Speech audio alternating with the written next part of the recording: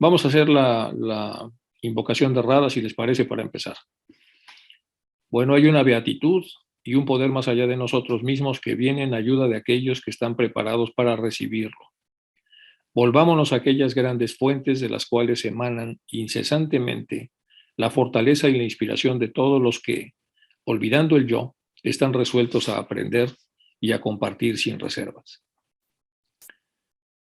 Bueno, pues continuamos. Habíamos visto esta en la última parte que ya no tuvimos espacio para preguntas y estábamos observando que la versión ideal que cada ser humano tiene acerca de sí mismo normalmente es muy benevolente. En la antigüedad quizá no lo era tanto porque todas las aproximaciones religiosas permitían que la gente pudiese percibirse realmente a través de los defectos y de las virtudes que tenía, pero en la actualidad ese tema ha cambiado mucho prácticamente del siglo XIX.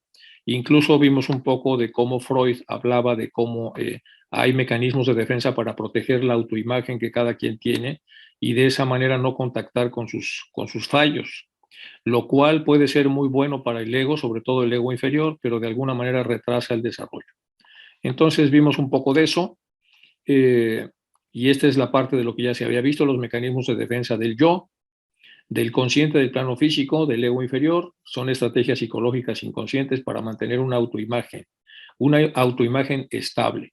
Aparentemente el objetivo es proteger al sujeto de la ansiedad por las sanciones sociales, de no responder a lo que se espera de él en el entorno. Es decir, una persona socialmente es rechazada cuando tiene una serie de fallos que la sociedad fustiga. Esto ya viene desde los griegos. De hecho, la palabra ostracismo era un castigo social en la antigüedad, en la antigua Grecia, y consistía en dejar de hablarle a una persona. Se cerraba uno como ostra. Entonces, el cerrarse como ostra hacía que la persona estuviese de manera indiferente en un lugar y tendría muchas veces que ser incluso desterrado. Luego eso lo aprovechó una marca de relojes famosa que se llama Rolex, que tiene una caja que es muy difícil de abrir, se llama Oyster, de ostra, Oyster Perpetual. Es una ostra que no se cierra y se necesita una maquinaria especial para abrir. Y en general, como vemos que las corrientes que existen en Occidente son derivadas unas de otras hasta llegar prácticamente a nuestros días. Entonces, el ser humano occidental es un ser humano muy protegido, que protege mucho a su autoimagen, y lo hace para mantenerse vivo a través de las relaciones sociales, pero eso nos ha traído una de problemas impresionantes.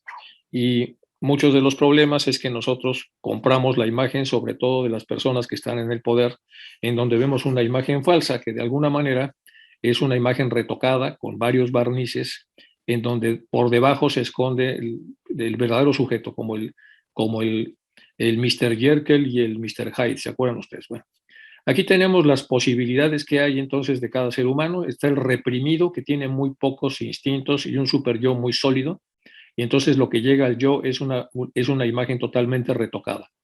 El impulsivo, que tiene un kama muy desarrollado y un super yo muy suave, de acuerdo al psicoanálisis, y entonces es una persona que continuamente se pierde los papeles. Y el equilibrado, que tiene dos espacios más o menos iguales, y por lo tanto entonces puede negociar entre la parte que controla su manera de ser y la parte que quiere como explotar, controlar, y lo que ya conocemos como el ego inferior. Bueno, esta es la máscara social, la actual, la de Occidente, es superyoica, está hecha por el superyo, es decir, basada en una pseudomoral que solo basta con aparentar el ser más que el ser en esencia. Entonces, el superyo normalmente son valores que no se aclara si deben vivirse o solamente deben aparentarse. Se presumen valores que no se viven. Así los sujetos se hace experto en fingir ser alguien que no es, y socialmente es aceptado y premiado, y para eso son los mecanismos. Psicoanalíticamente hablando, surgen conflictos cuando el ello es en donde están los impulsos, instintos y pasiones, se ve reprimido. Es decir, una persona que reprime el ello, toda esa energía se queda ahí contenida y nos va a producir enfermedades psicosomáticas. Una persona excesivamente reprimida, entonces toda la energía que no salió normalmente se dirige a órganos blancos, y estos órganos blancos nos van a dar enfermedades psicosomáticas. Y este es un recuento simple de lo que ya se hizo en la época de Freud, que son algunos de los mecanismos de defensa más famosos: la disociación, la proyección, la negación, y un caso especial era la sublimación, que consiste en transmutar la energía negativa y convertirla en energía positiva. Y entonces una persona que está agobiado por una energía que le está carcomiendo, logra sacarla en una versión positiva, ya sea una obra maestra, una obra musical, un poema sensacional, casi siempre a través de todas las capacidades eróticas, es decir, creativas. Bueno, esto ya lo vimos un poco a las carreras, por eso lo estoy repitiendo un poco. Y aquí viene una llamada al buscador. ¡Hey, buscador! Hay algo arriba y adentro y no es peligroso. De hecho, contiene lo que eres en esencia, tu parte eterna, tus principios superiores. Las cualidades que desarrollarás cuando crezcas por tus propios méritos. Es el otro extremo de la mente, es la mente superior. Y aquí entonces, entre manas y camamanas, en este dibujo de HPV, tenemos los dos colores, los colores del mana superior, que son azules, los del mana inferior, que son verdes, y entonces aquí aparece una sucesión de estados de conciencia, que esa es la mente, en donde las partes superiores, que son lo mismo que las inferiores, solamente que están elongadas, tienen lo mejor de la persona y lo que al final de la vida va a trascender. La vida intelectual y emocional del sujeto, su contacto con la realidad del plano físico, la forma como se adapta a la cultura, la socialización y a la asimilación. Es decir, lo que hacemos entonces nosotros, lo que tratamos de proponer, es que la gente tenga un verdadero contacto con lo que es, que realmente se someta a un análisis apropiado y que una vez que encuentre lo que es, la persona entonces pueda digerir todas estas cosas para poder desarrollarlas internamente a través del propio autoconocimiento y después, y antes de que la vida culmine, entonces lo que la persona ya conoce, lo que la persona aplicó a su propio interior, ahora la persona entonces lo expresa hacia el exterior a través de servicio. Y esos son los ideales entonces teosóficos en general. Aquí están otra vez los mecanismos de defensa, que también ya lo vimos.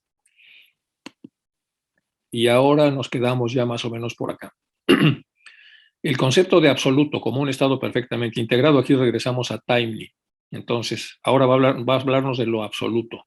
Lo absoluto es en donde no hay nada de lo que visiblemente una persona pueda describir. Los seres humanos, a través del cerebro físico, estamos acostumbrados a distinguir lo que es algo de nada. Y lo que es algo es donde hay objetos, y donde no hay nada, pues no hay ningún objeto. Entonces, cada vez que subimos en la parte abstracta del interior de un ser humano, los objetos se van haciendo menos sólidos y más flexibles hasta que los objetos prácticamente desaparecen. Y una vez desaparecidos, entonces estaríamos en el terreno de la nada, que era como la emptiness, que dicen los budistas, que no es lo mismo, dicen ellos, que la nothingness. Es decir, la nada no es que no haya nada, la nada es la nada. Porque nothingness es como un espacio donde podría haber algo y no hay nada pudiendo haber algo. Dice, eso no es la nada. La nada es algo donde no puede haber nada. Por lo tanto, entonces es la nada y por eso le llaman emptiness. Bueno, el concepto de absoluto es un estado perfectamente integrado y armonizado que aparece al intelecto como un vacío. Cuando el intelecto humano se contacta con esta porción superior, se ve como un vacío, pero que en realidad es un plenum, es decir, es un completo, es autosuficiente, es perfecto y es total y por lo tanto sin ninguna clase de deficiencia ni necesidad de completamiento. Este concepto de realidad última que existe eternamente en el corazón del universo da lugar a la siguiente pregunta. ¿Cuál es la razón para que deba haber una manifestación si todo está tan perfecto, tan equilibrado, tan absoluto?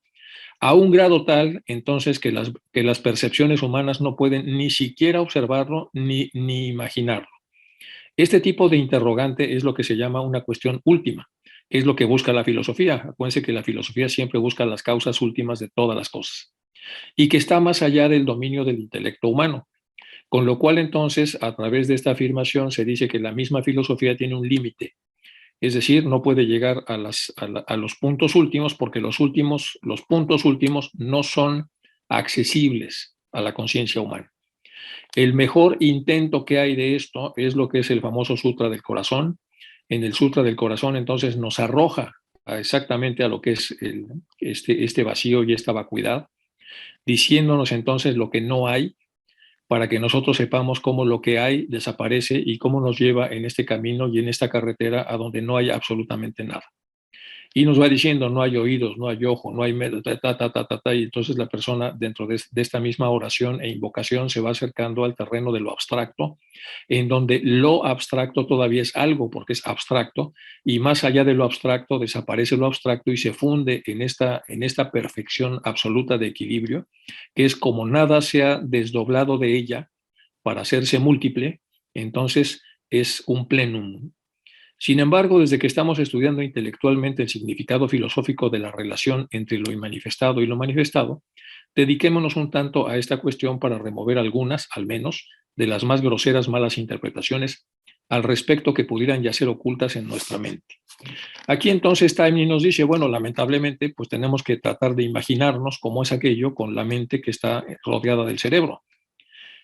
Poco usamos la intuición, poco usamos la revelación y la contemplación, mucho menos, por supuesto, y lo que más usamos, que puede ser el discernimiento, no alcanzan para poder entender lo que es este plenum. Porque en el plenum siempre vamos a buscar algo, porque el intelecto siempre necesita referentes para poderse ubicar dentro de esa primera abstracción. Entonces tenemos el contacto con la realidad múltiple que se hace con los sentidos, después el contacto con la realidad que se llama representada, donde ya no están los sentidos y está la imaginación, pero aún en esta imaginación necesitamos referentes, es decir, necesitamos cosas. Por eso a veces se nos dan meditaciones con semilla, es decir, con cosas, para que a través de las cosas podamos fijar la atención en aquello, que puede ser una vela, por ejemplo, y tratar de sustraernos de lo múltiple, haciendo que lo múltiple se reduzca a una sola cosa y toda la atención vaya sobre ella. Conforme entonces nosotros agarramos cierto ejercicio en esto, entonces empezamos a prescindir incluso de la propia vela y entonces ascendemos más en lo abstracto y entendemos que aunque estemos rodeados de la totalidad de cosas, cuando estamos concentrados en aquella parte de lo abstracto donde no hay cosas, nosotros podemos entonces tener una meditación exitosa. Pero si seguimos en lo abstracto y en esta ruta, llegamos a aquella abstracción en donde ni siquiera hay un rodeo de cosas. Estamos entonces ahora sí en el mundo del emptiness. Por lo tanto, entonces aquí nos está comentando que lamentablemente para entender esto tenemos que usar al intelecto. Por lo tanto, necesitamos referentes, es decir, necesitamos cosas, cosas que estén nominadas, que tengan un nombre, porque van a ser como las piedritas que nos van a llevar a esta profundidad. Hasta que lleguemos a un espacio donde ya no hay piedritas, ya no hay cosas, ya no hay camino, ya no hay nada. Y después de esa nada, entonces nos acercamos, tocamos, de alguna manera encontramos el aroma de la totalidad, que no podemos penetrarla, que no podemos entenderla, que no podemos, pero sí podemos acercarnos a ella. Bueno, de las más groseras malas interpretaciones, por eso dice, porque hay interpretaciones que están totalmente erradas respecto a esto. Las explicaciones que se dan frecuentemente para dilucidar esta filosófica dificultad son más que inútiles, lidiando a veces con el disparate, dice, y tiene razón. Por ejemplo, decir que Dios quiso montar un espectáculo para su entretenimiento y por eso hizo este plano de manifestación, o que Él quiso compañía y por eso se multiplicó a sí mismo, pues otra vez vuelve a ser sobre lo mismo. Sobre los seres que eran hermafroditas y que tenían 4 manos y cuatro piernas, como decía el banquete, en los diálogos de Platón y que los partió Zeus para tener el doble de votantes, es otro disparate, etc. Son disparates simpáticos, pero no dejan de ser disparates y hablan entonces de las enormes limitaciones que tiene la mente para poder siquiera acercarse a esa totalidad. Bueno, se multiplicó a sí mismo de la forma de innumerables almas, que es realmente atribuir a Dios características y debilidades por encima de las cuales ya un Jivamukta debe estar antes de que pueda ser habilitado para lograr aún una vislumbre de la realidad a la que nos referimos con el nombre de Dios.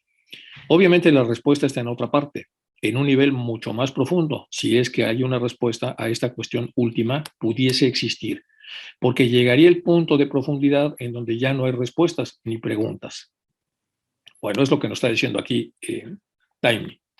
Entonces nos hace este dibujo que ya habíamos visto alguna vez, que estamos el mundo de las formas, que conforme las formas son más densas, entonces la forma densa corresponde a una mayor dispersión y por lo tanto a una mayor polarización, es decir, a una mayor distancia entre cosa y cosa. La misma cosa, por ejemplo, lo que sería la longitud entre lo ancho y lo angosto, se hace mucho más denso cuando estamos en el plano físico más burdo y conforme vamos ascendiendo se va haciendo cada vez menos y menos, hasta que lo ancho y lo angosto llegan a un punto en donde ya están metidos en un punto ahí, encerrados los dos, y después de estar encerrados llegamos entonces a la totalidad, por lo menos del plano en el que nosotros nos encontramos, de los planos humanos. Aquí tenemos lo mismo, entonces el proceso de saturación, proporciones de lo sutil y espíritu y lo denso y materia. Entonces aquí viene una saturación y aquí esta es una dilución. La saturación es cuando la densidad ocupa el espacio que tenemos y la proporción de lo que pensamos, lo que hacemos, lo que decimos y la vida que llevamos entra en un proceso de saturación cuando no vigilamos ni nuestra reflexión, ni nuestros dichos, ni nuestros hechos. Entonces tenemos un proceso de saturación y vamos perdiendo la sutilidad. Y el desarrollo interior consiste en ir perdiendo la saturación para ir diluyéndola y de alguna manera recuperando entonces una proporción deseable de vida sutil que está hecha a través del control de lo que se piensa, lo que se dice y lo que se hace. Bueno, eso es en el plano budista, pero en los planos que también desarrolla el conocimiento teosófico es prácticamente lo mismo. Bueno, vamos, dice aquí Taimni, trata de hacer esquemas, porque siempre hace esquemas, para poder entender estas cosas. Eximemos la idea de la realidad última, si es que se puede, que ya había dicho que no se puede, pero vamos a tratar de hacer un ejercicio intelectual para acercarnos a ella.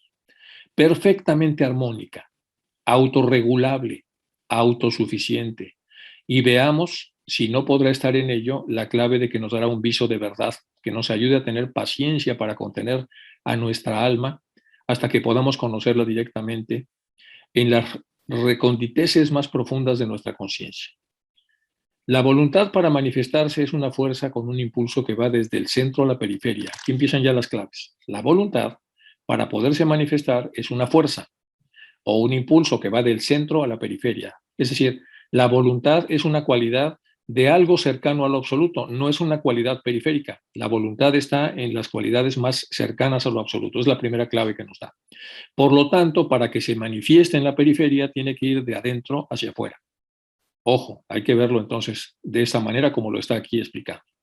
Si la voluntad es una cualidad cercana a lo absoluto y para manifestarse en el plano de la dualidad tiene que ir de dentro hacia afuera, y si esto ocurre con la mayor parte de las cualidades que son atribuidas al espíritu, entonces se puede el animar a hacer un esquema en donde herméticamente pueda decir que como es adentro es afuera y como es arriba es abajo, y entonces construye este dibujo.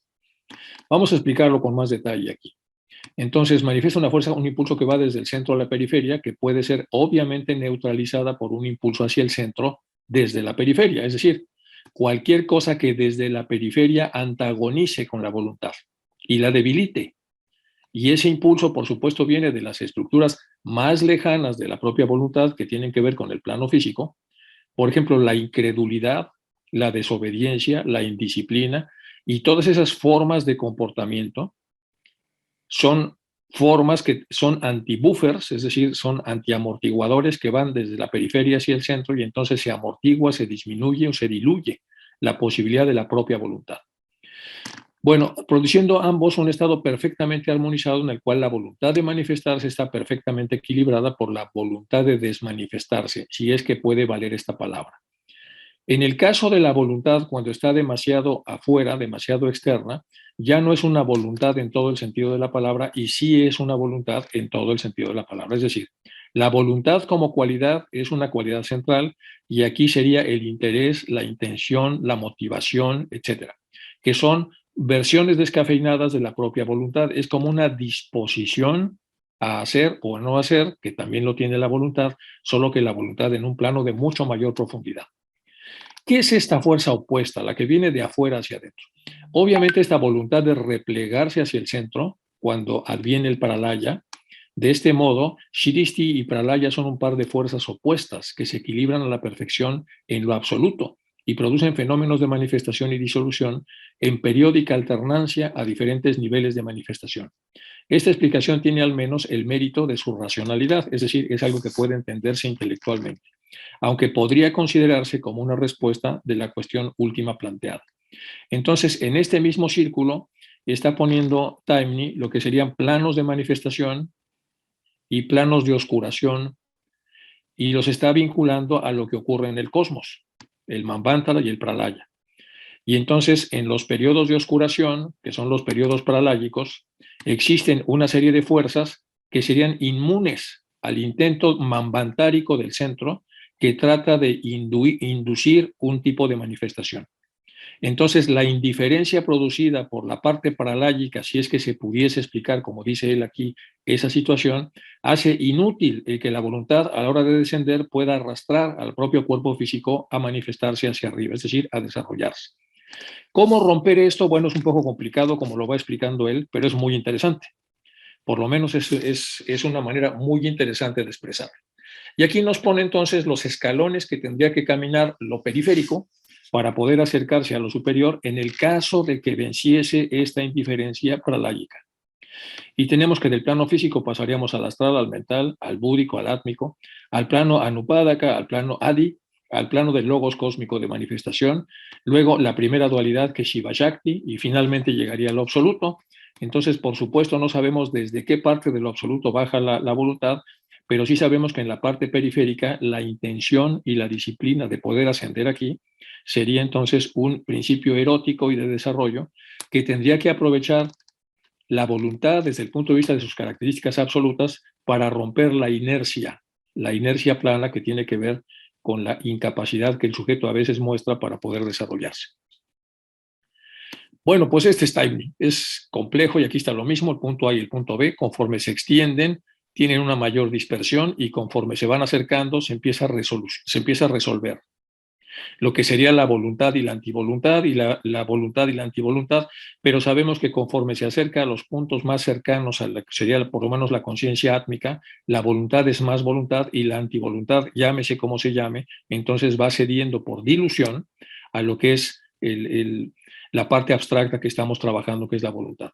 Y este es el famoso ejemplo de las velas de Weber y Fechner, que son dos investigadores del siglo XIX, en donde Weber y Fechner hacían un experimento, ponían algo así como 40 velas y un sujeto de espaldas, y cuando apagaban una o dos, el sujeto no notaba que había habido un cambio en la iluminación, pero cuando apagaban tres, sí que veían que había mayor penumbra o menor penumbra, y con eso entonces nos da una idea de que una habitación cercana a la zona donde las velas están encendidas, que sería la voluntad verdadera, pues tiene mucho más iluminación, y la parte de aquella tienen velas como posibilidad, pero están apagadas, pero entonces aquí se produce una oscuridad y en esta oscuridad, aunque se está hablando de lo mismo, porque son las velas y la capacidad que las velas tienen de producir la iluminación necesaria, en realidad estas van en el sentido contrario de lo que la iluminación que está prendida desde el punto de vista de los sentidos físicos producidas por la luz de las velas pretende hacer en aquella esquina donde las velas están encendidas. Bueno, más o menos para tratar de explicar un poco lo que estaba tratando de explicar Timely. Bueno, vamos con más ideas que vienen en sus libros. Creo que comprenderemos mejor cómo la conciencia inicia su viaje de descenso a partir del Tattva Shiva Shakti y cómo después de haber recorrido el largo ciclo de involución y evolución retorna a dicho Tattva, si consideramos el ejemplo de la formación de los ríos y su relación con el océano. Bueno, aquí lo que está él poniendo es un ejemplo muy simple por analogía, para explicar algo muy complejo, que es cómo a partir del Tattva Shiva Shakti y cómo después de haber recorrido largo regresa otra vez al Tattva original. Bueno, entonces vamos a ver cómo lo pone él. Aquí está el famoso, es un ejemplo de acerca de ya lo sabemos, ¿no? La evaporación del agua, las nubes, los rayos del sol, la condensación, la lluvia va hacia el río, el agua baja otra vez y regresa el agua al océano. Bueno, eso ya es el famoso ciclo del agua, que además tiene una enorme importancia para el equilibrio ecológico de todo lo que existe, etc. Bueno, lo seco y lo húmedo es lo mismo, pero entonces está regulado.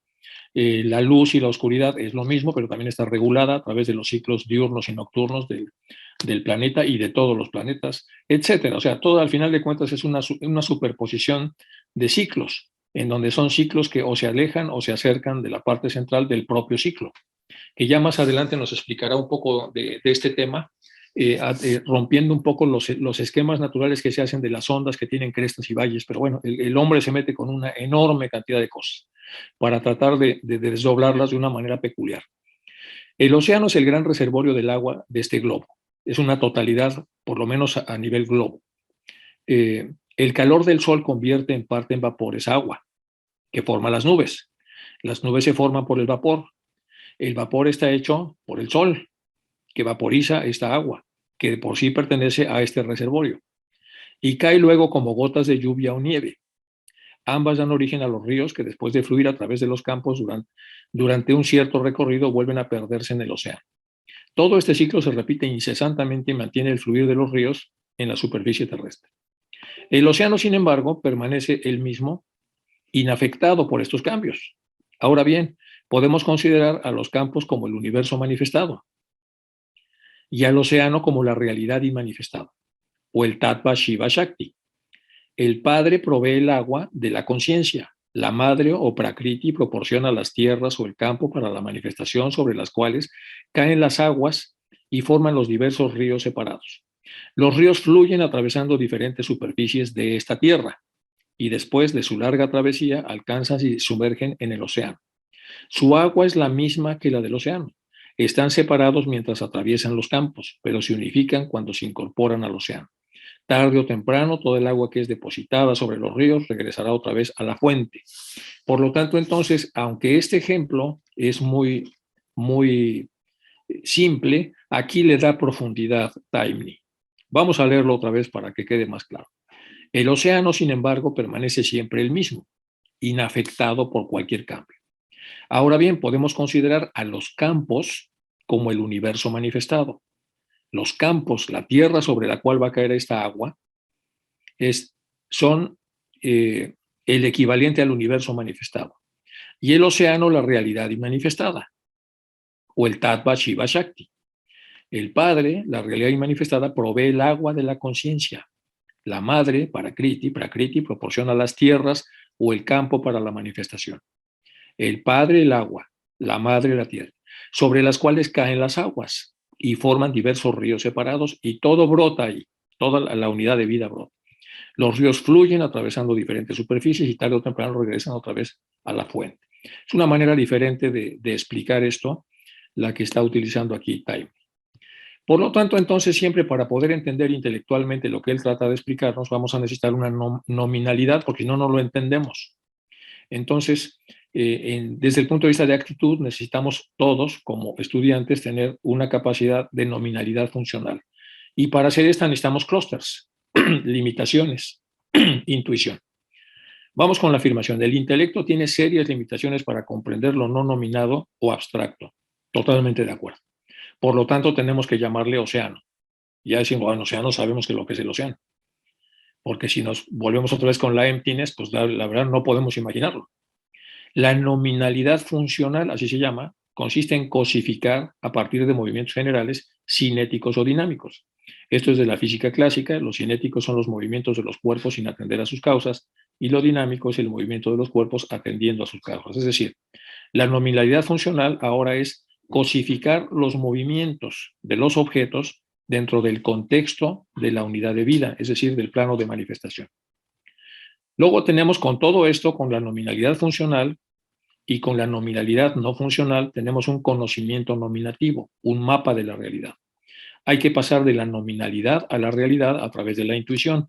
Ya que vimos la nominalidad del ejemplo, ahora a través de la intuición vamos a aplicarla a la realidad a la cual estamos simbolizando. La afirmación, el intelecto tiene serias limitaciones para imaginar lo no nominado, es decir, para lo abstracto.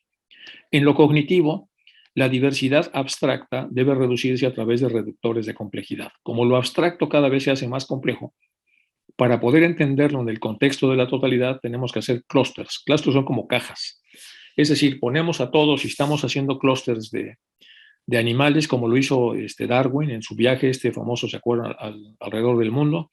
Pues los animales que tienen concha, bueno, pues entonces tenemos ahí, los ponemos en un clúster, en una caja, y luego ya los separamos y les ponemos nombre. Los animales que se reproducen a través de huevos, los ovíparos, ¿no? Entonces igual hacemos una división y entonces a través de estas divisiones después las relacionaremos unas con otras, pero entonces el tema de la nominalidad, cuando se hace extensa, se convierte en complejidad. Y se convierte en complejidad cuando el intelecto humano ya no puede advertir las diferencias. Entonces el intelecto necesita partirlas en cajas. y de esa manera entonces estudiarlas en pequeños recipientes para después volver a integrarlas. Practicar la intuición escuchando relatos simbólicos para determinar los elementos ausentes representados por los presentes. Los presentes son más físicos, los ausentes más abstractos relacionados por un principio de analogía. Ya sabemos entonces que en el simbolismo están objetos presentes que pueden ser entendidos en lugar de objetos ausentes que no pueden ser entendidos. Entonces ya después, por intuición, reemplazamos los presentes, que es el océano, por la totalidad, que es el abstracto, y entonces hacemos la misma descripción, pero ahora a través de la totalidad y de lo manifestado. Bueno, eso es lo que hace aquí este hombre.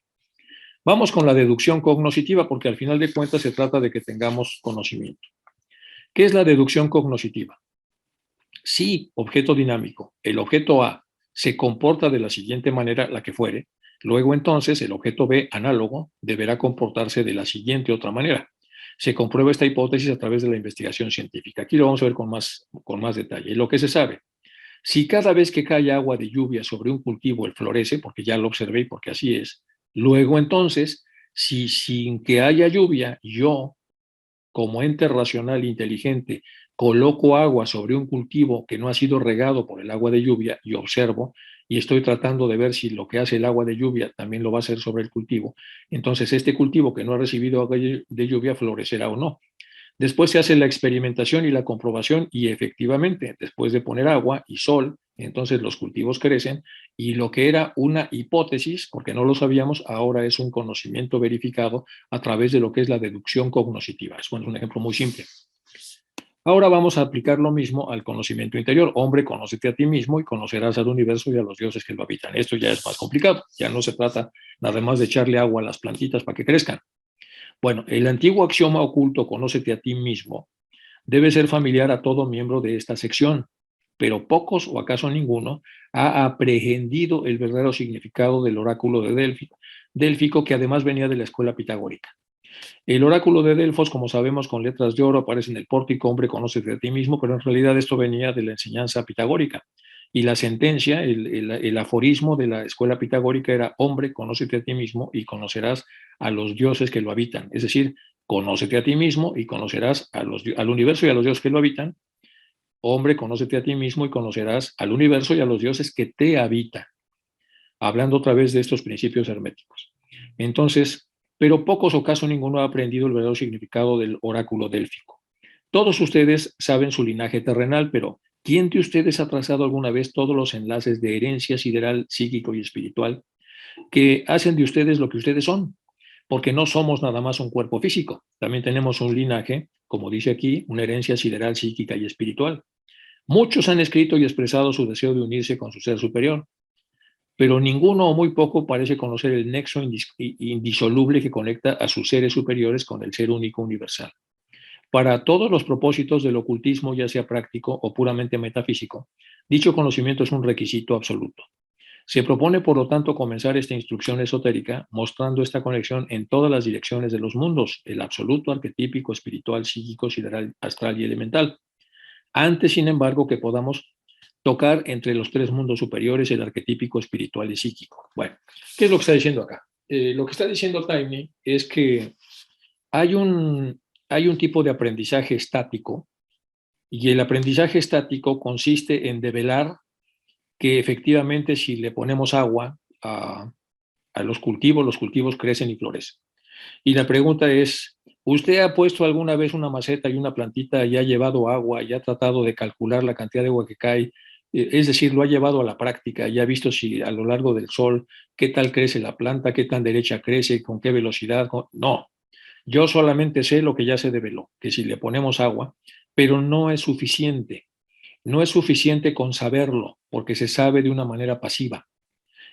Pasar las cosas de manera pasiva activa quiere decir experimentarlas. Y entonces cuando hablamos de ocultismo y hablamos de los elementos interiores, no basta con conocerlos. Tenemos que buscarlos, tenemos que palparlos, tenemos que asumir que los tenemos. Tenemos que abrir los velos para tratar de conocerlos, trazar los puentes, hacer los signos necesarios para comunicarnos con ellos.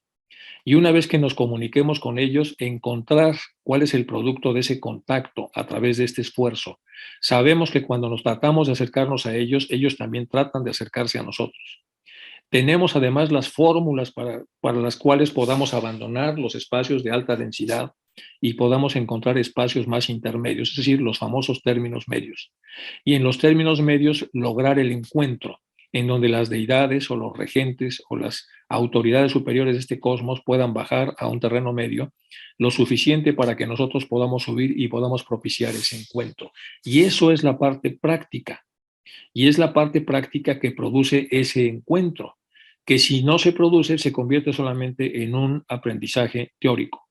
Y el aprendizaje teórico, como no ha sido vivido internamente, es fácilmente manipulable, diferenciable. Es decir, cuando nosotros no hemos tratado de hollar los aspectos teóricos para convertirlos en prácticos, pues entonces tenemos automáticamente que creer en alguien que sí ha hollado este tipo de, de caminos y tratar de entender qué es exactamente lo que está diciendo. Un poco parecido a lo que fue el famoso viaje de Magallanes, que aunque muchos científicos de la época ya sabían que el mundo era redondo, aunque no había una manera de demostrarlo totalmente, aunque sí la hubo, se acuerdan ustedes con Eratóstenes que sí lo había demostrado, pero digamos ya en el mundo cristiano, en el mundo occidental del siglo III hacia adelante estaba hecho anatema este conocimiento.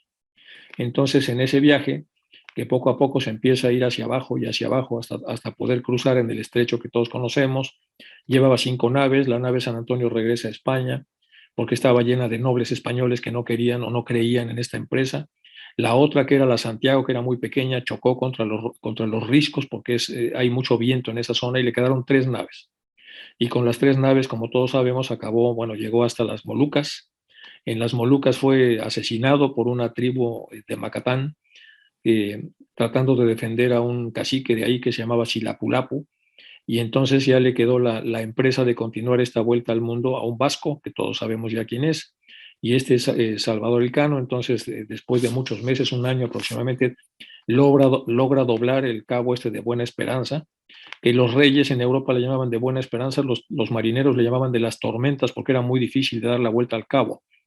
Finalmente le dan la vuelta al cabo y entonces se demuestra, se comprueba.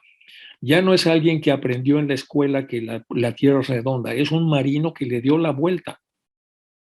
Él también sabe que es redonda, pero lo sabe de una manera diferente que el que lo sabe porque lo ha escuchado y porque lo ha creído. Este lo sabe porque lo ha experimentado. Bueno, esos son los ejemplos entonces de la enorme diferencia entre sentir y no sentir una cosa.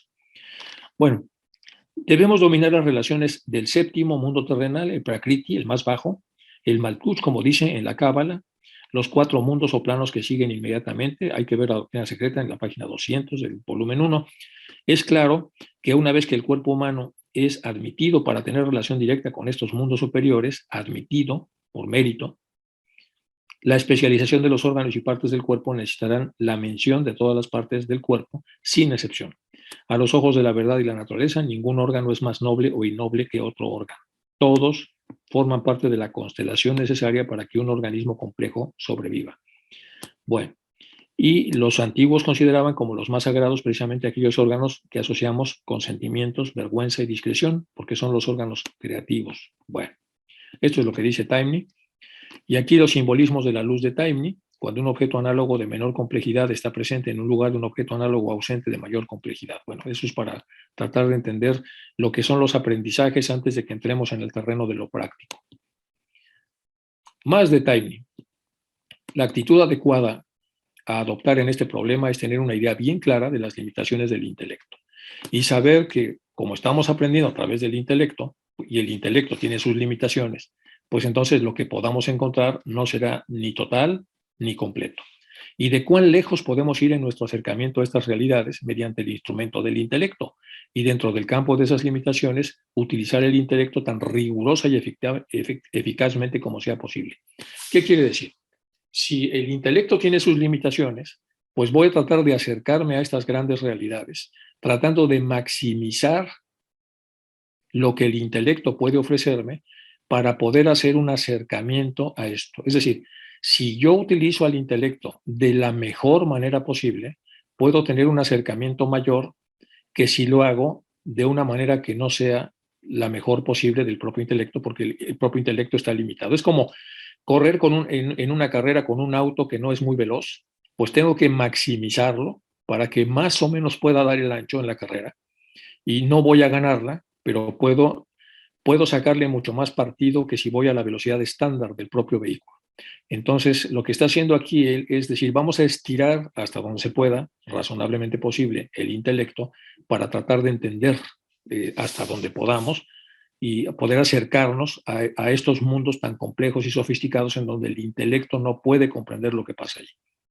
De este modo, bajo estas condiciones, nuestras ideas y concepciones, por más claras y definidas que sean, no se convertirán en un obstáculo en nuestro empeño por conocer real y efectivamente las verdades de la vida interna.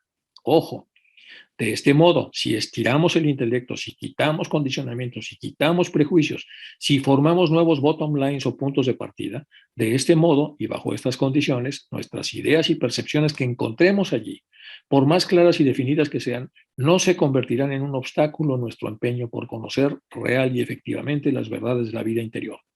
Porque es mucho más fácil hacer de una mente disciplinada y que tenga ideas claras y concepciones definidas una mente niruda, o sea, sin modificaciones, que conseguirlo si es una mente llena de cosas vagas y nebulosas.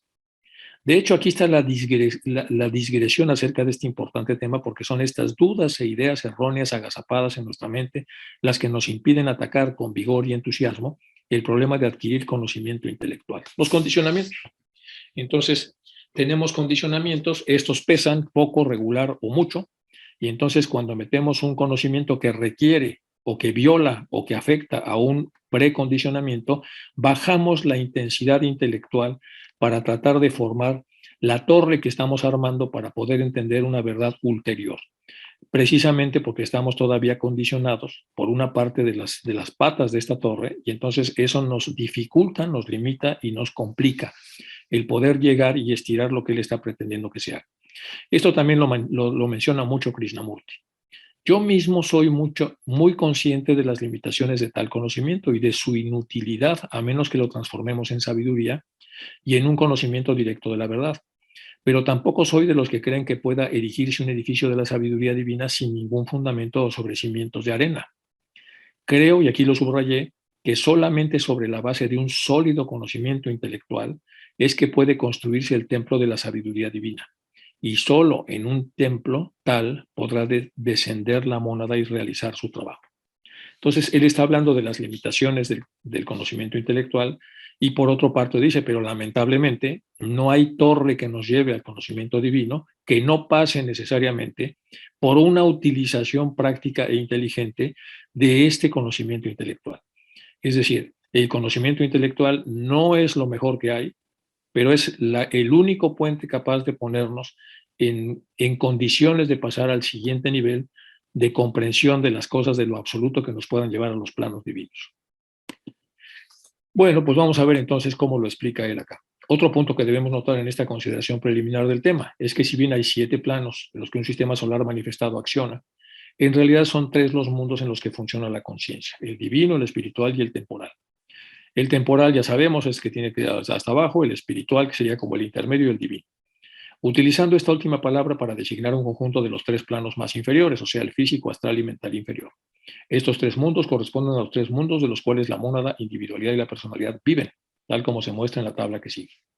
Otra adaptación que él hace para entender esto, y al ver a cada uno de los principios de las esferas o de los planos como espejo, es decir, porque está dado de esa manera también en algunas partes de la doctrina secreta, entonces se atreve a dividir no nada más en la mente la inferior y la superior, sino el plano átmico inferior, que es el que va hacia abajo, el que refleja hacia abajo, y el superior, que es el que recibe luz de arriba, etc. Entonces todo tiene la parte inferior y superior. Por eso aquí nos está hablando de los 3 planos, el del mental inferior, del astral, etcétera, etcétera. Bueno, tenemos abajo entonces el físico, el astral y el mental inferior, y aquí tenemos entonces lo que sería el primer modelo donde estamos trabajando, el primer hombre, que es este de aquí. Después tenemos el mental superior, el búdico y el átmico, y a él le llama a este espacio el espacio espiritual, que es la individualidad Jivatma. Y después la parte átmica superior con Anupadaka, que recordemos que es el que no tiene progenitores Yadi, que es el plano divino de mónada Atma. Personalidad Jiva, individualidad Jivatma y después mónada Atma. Bueno, Estamos nominando para entender lo que son los tres espacios. ¿Usted de dónde es? De este espacio, de este espacio y de este espacio. Pues dígame usted qué espacios son. Bueno, pues el de arriba se llama así y tiene estas características, el de medio se llama así y tiene estas características y el de abajo se llama así. El término medio entre el temporal y el divino es el espiritual. Sin el espiritual no llegamos al divino. Estirando el temporal, que es el intelectual, podemos entonces rozar y entender mejor al espiritual, que sería nuestro término medio, con lo cual lo divino puede descender al mismo término medio y entonces acarrear la posibilidad de poder ascender sobre él mismo. Bueno, vamos ahora con más detalles. Cosificadamente, bueno, vamos a ver, tomemos ahora otro ejemplo de este reflejarse de las realidades desde los planos superiores. Aquí está usando mucho el ejemplo del reflejarse de las realidades de los planos superiores en los inferiores. El reflejo del triple aspecto de la mónada, primero en el dominio de la individualidad y luego aún más bajo en el dominio de la personalidad, lo que ya habíamos visto en la parte anterior. De esta doble reflexión puede representarse así. Mundo divino, espiritual y temporal, ya lo vimos en el slide anterior. Aquí tenemos Sat, que sería la verdad, voluntad, espiritual, y abajo el deseo.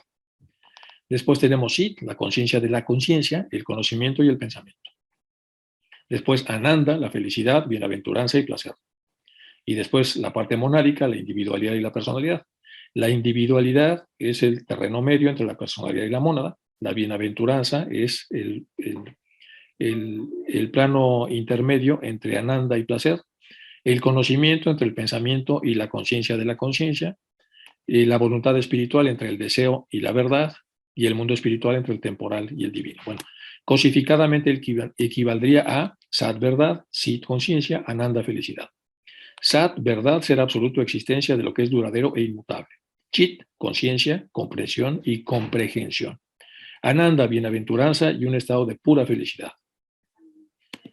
Bueno, y aquí se nos va a complicar un poquito el asunto, pero ahora lo explicamos. Este es el famoso árbol de Porfirio. ¿Se acuerdan ustedes? Porfirio de los neoplatónicos. Y bueno, vamos a explicarlo esto en tres secciones con un poco de cuidado.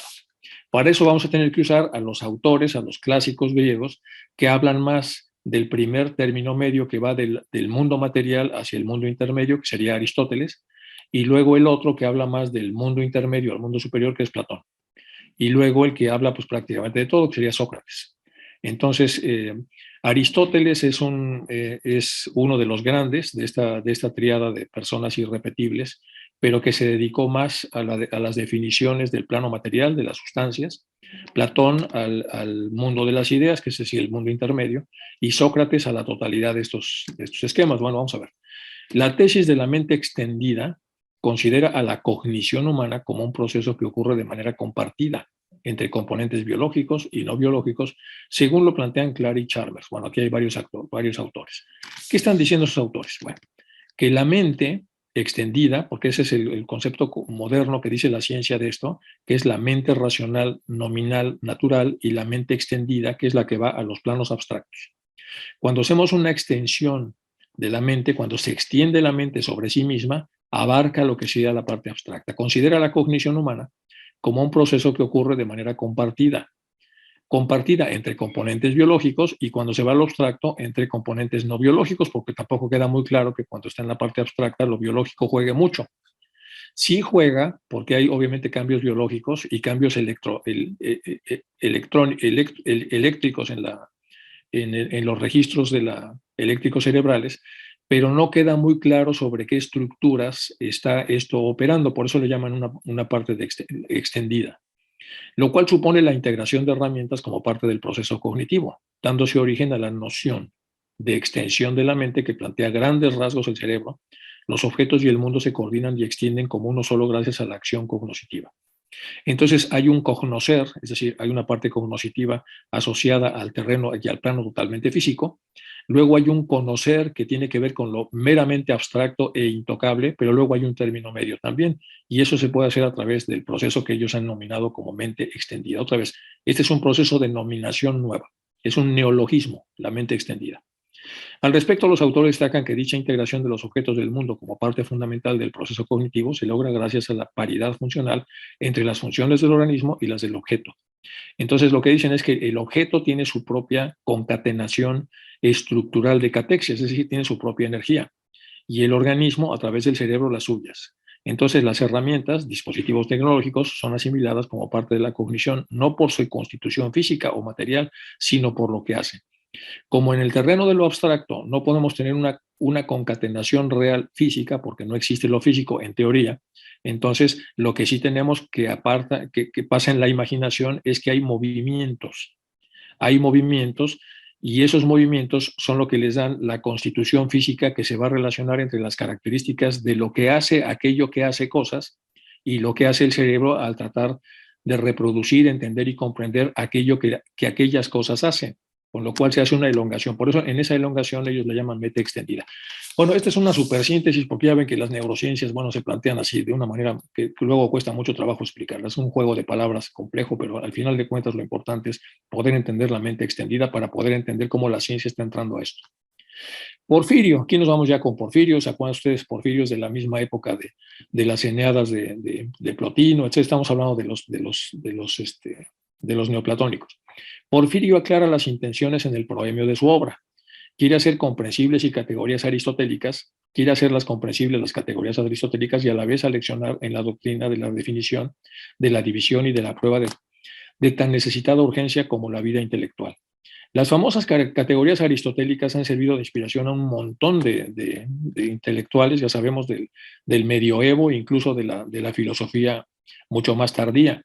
Y todo el tomismo de alguna manera toma muchísimo de Aristóteles, entonces Aristóteles es un autor muy importante para tratar de bucear en estas partes de la intelectualidad que tienen que ver con el mundo de la forma. El contenido de la isagoge es la doctrina de los predicables, esto es, de los modos de relacionar, según Aristóteles, el sujeto y el predicado, que es muy parecido a lo que hicieron estos hombres aquí con la parte extendida.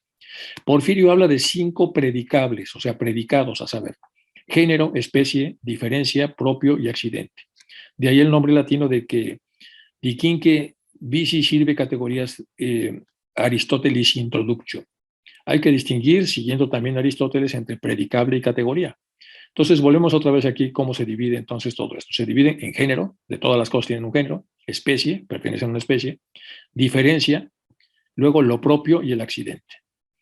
Bueno, como forma de llevar a cabo una predicción, el predicable en relación al sujeto con el predicado, en cambio, la categoría es la determinación de un término de sí mismo en manera independiente. Bueno, aquí vienen las definiciones. El término griego ousia se tradujo al latín como esencia o sustancia. En la metafísica de Aristóteles distinguió 4 sentidos la sustancia: la esencia, la universal, el género y el sujeto.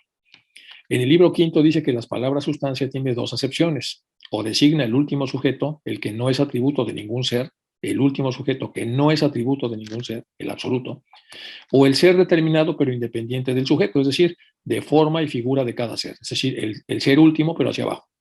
La metafísica aristotélica se divide en 3 clases: la sensible y perecedera, tiene 4 elementos: agua, tierra, etc. La sensible y eterna, que es la etérica, y la inmóvil, que sería Dios.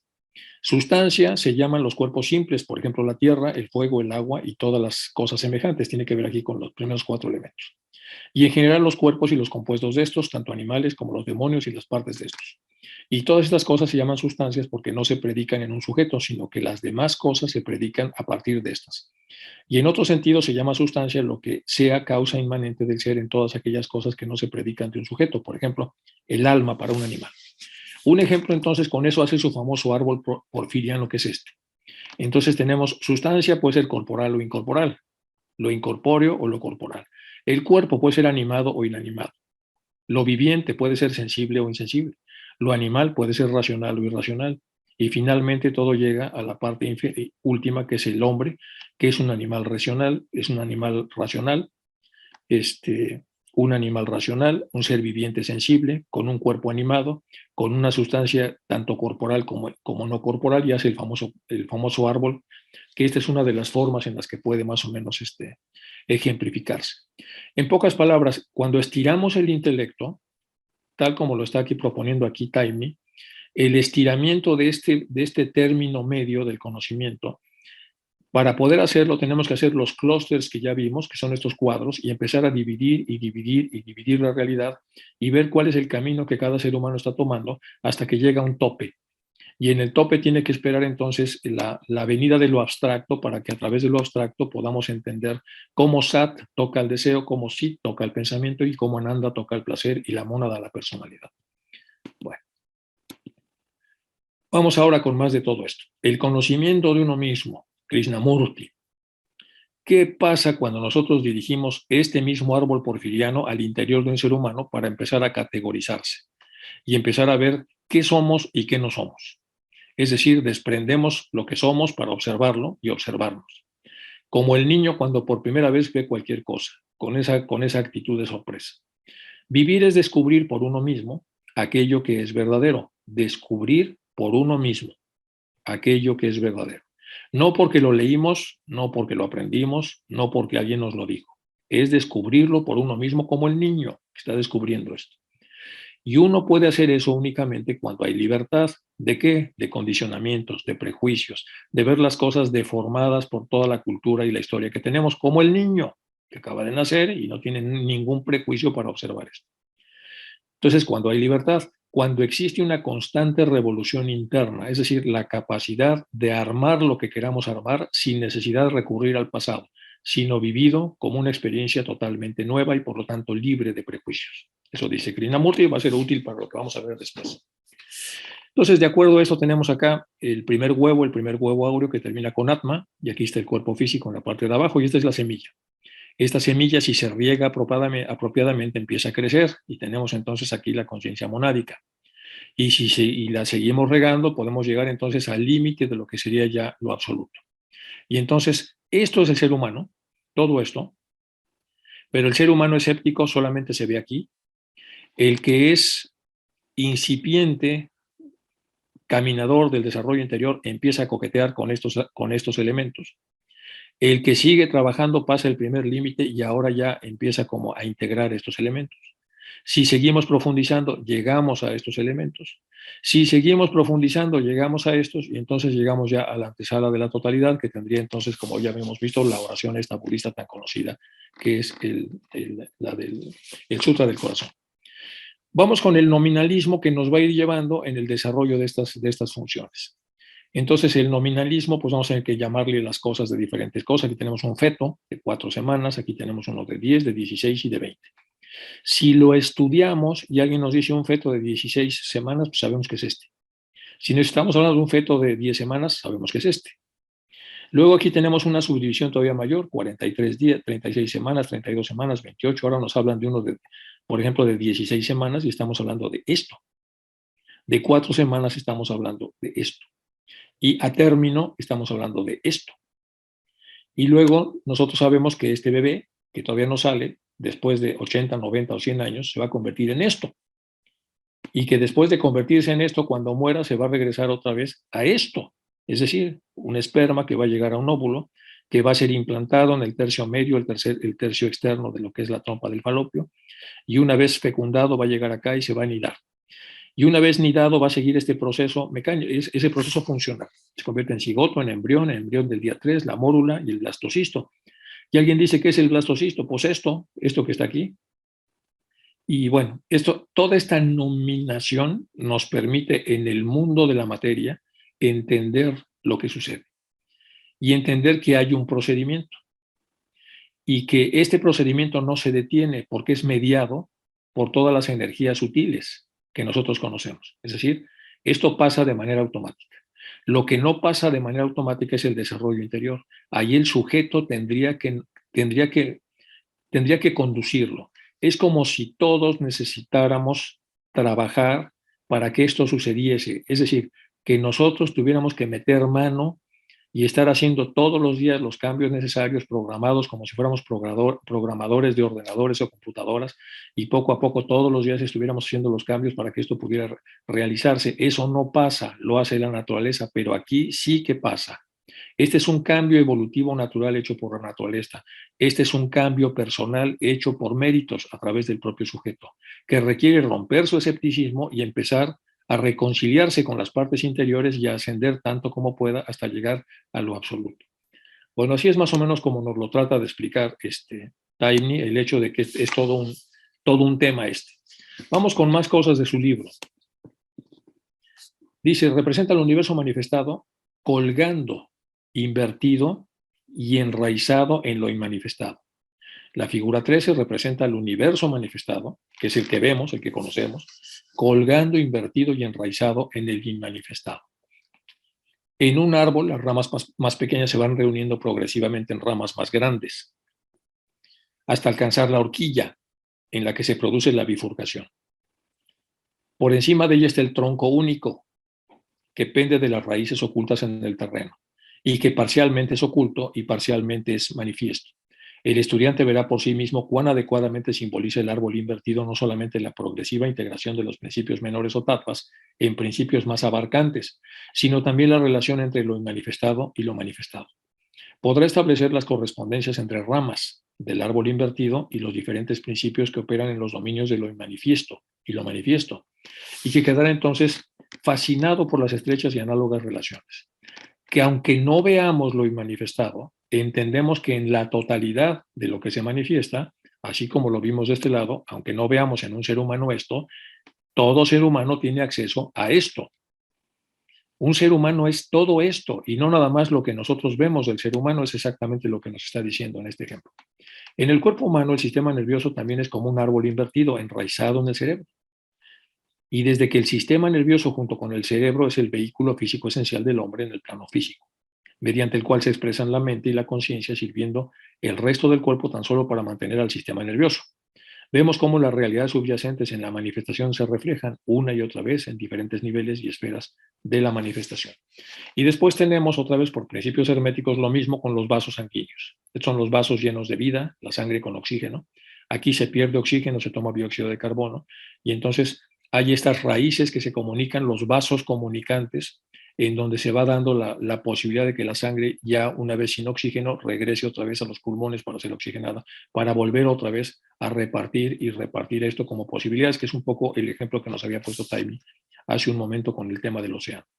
Aquí ponle una raya, que da igual si es derecha o es estética o lo que sea, simplemente para dividir lo que vemos y lo que no vemos, y lo que está en función de espejo del lado de lo que no vemos, para producir lo que realmente es un árbol. Un árbol tiene una parte abstracta que es inversamente proporcional y está en negativo en relación a la parte que es visible, y nos da entonces esta imagen, que es una imagen doble.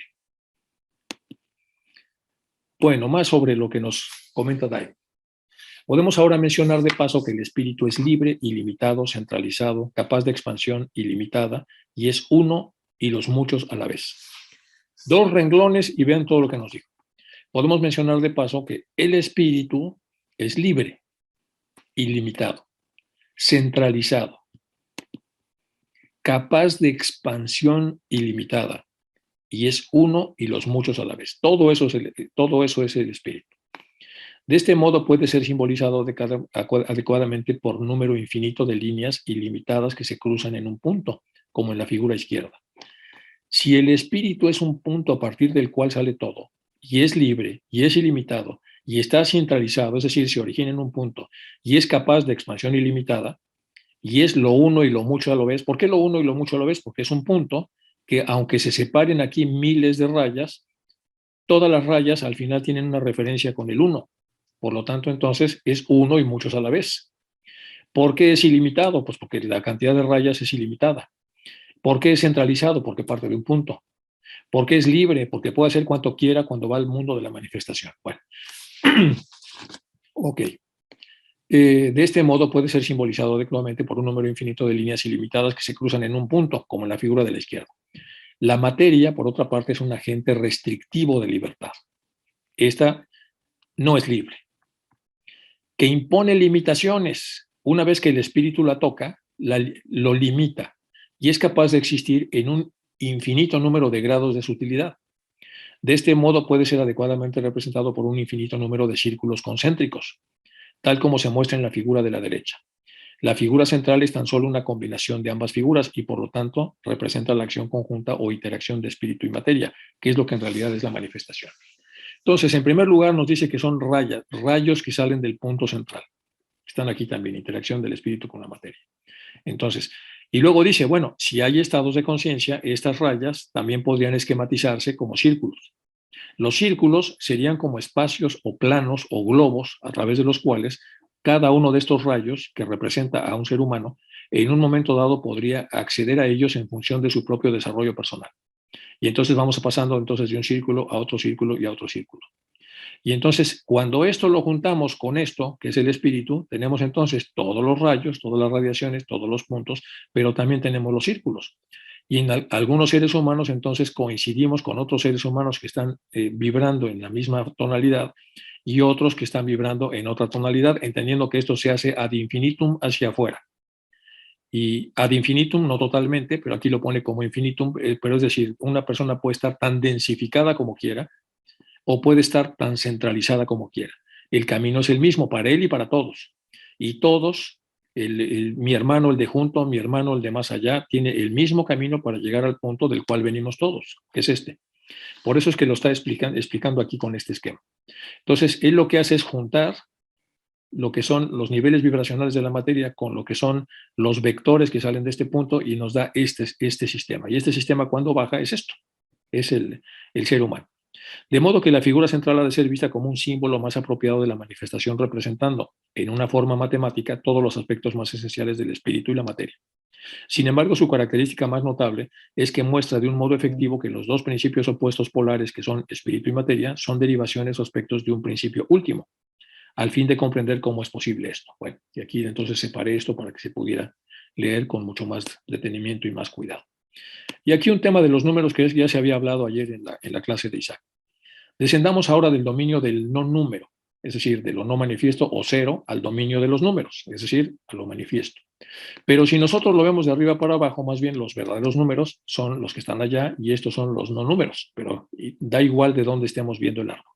Entonces aquí hay videntes que ven de aquí para abajo y por lo tanto esto es lo irreal, y hay videntes que ven de aquí para arriba y entonces esto es lo no real.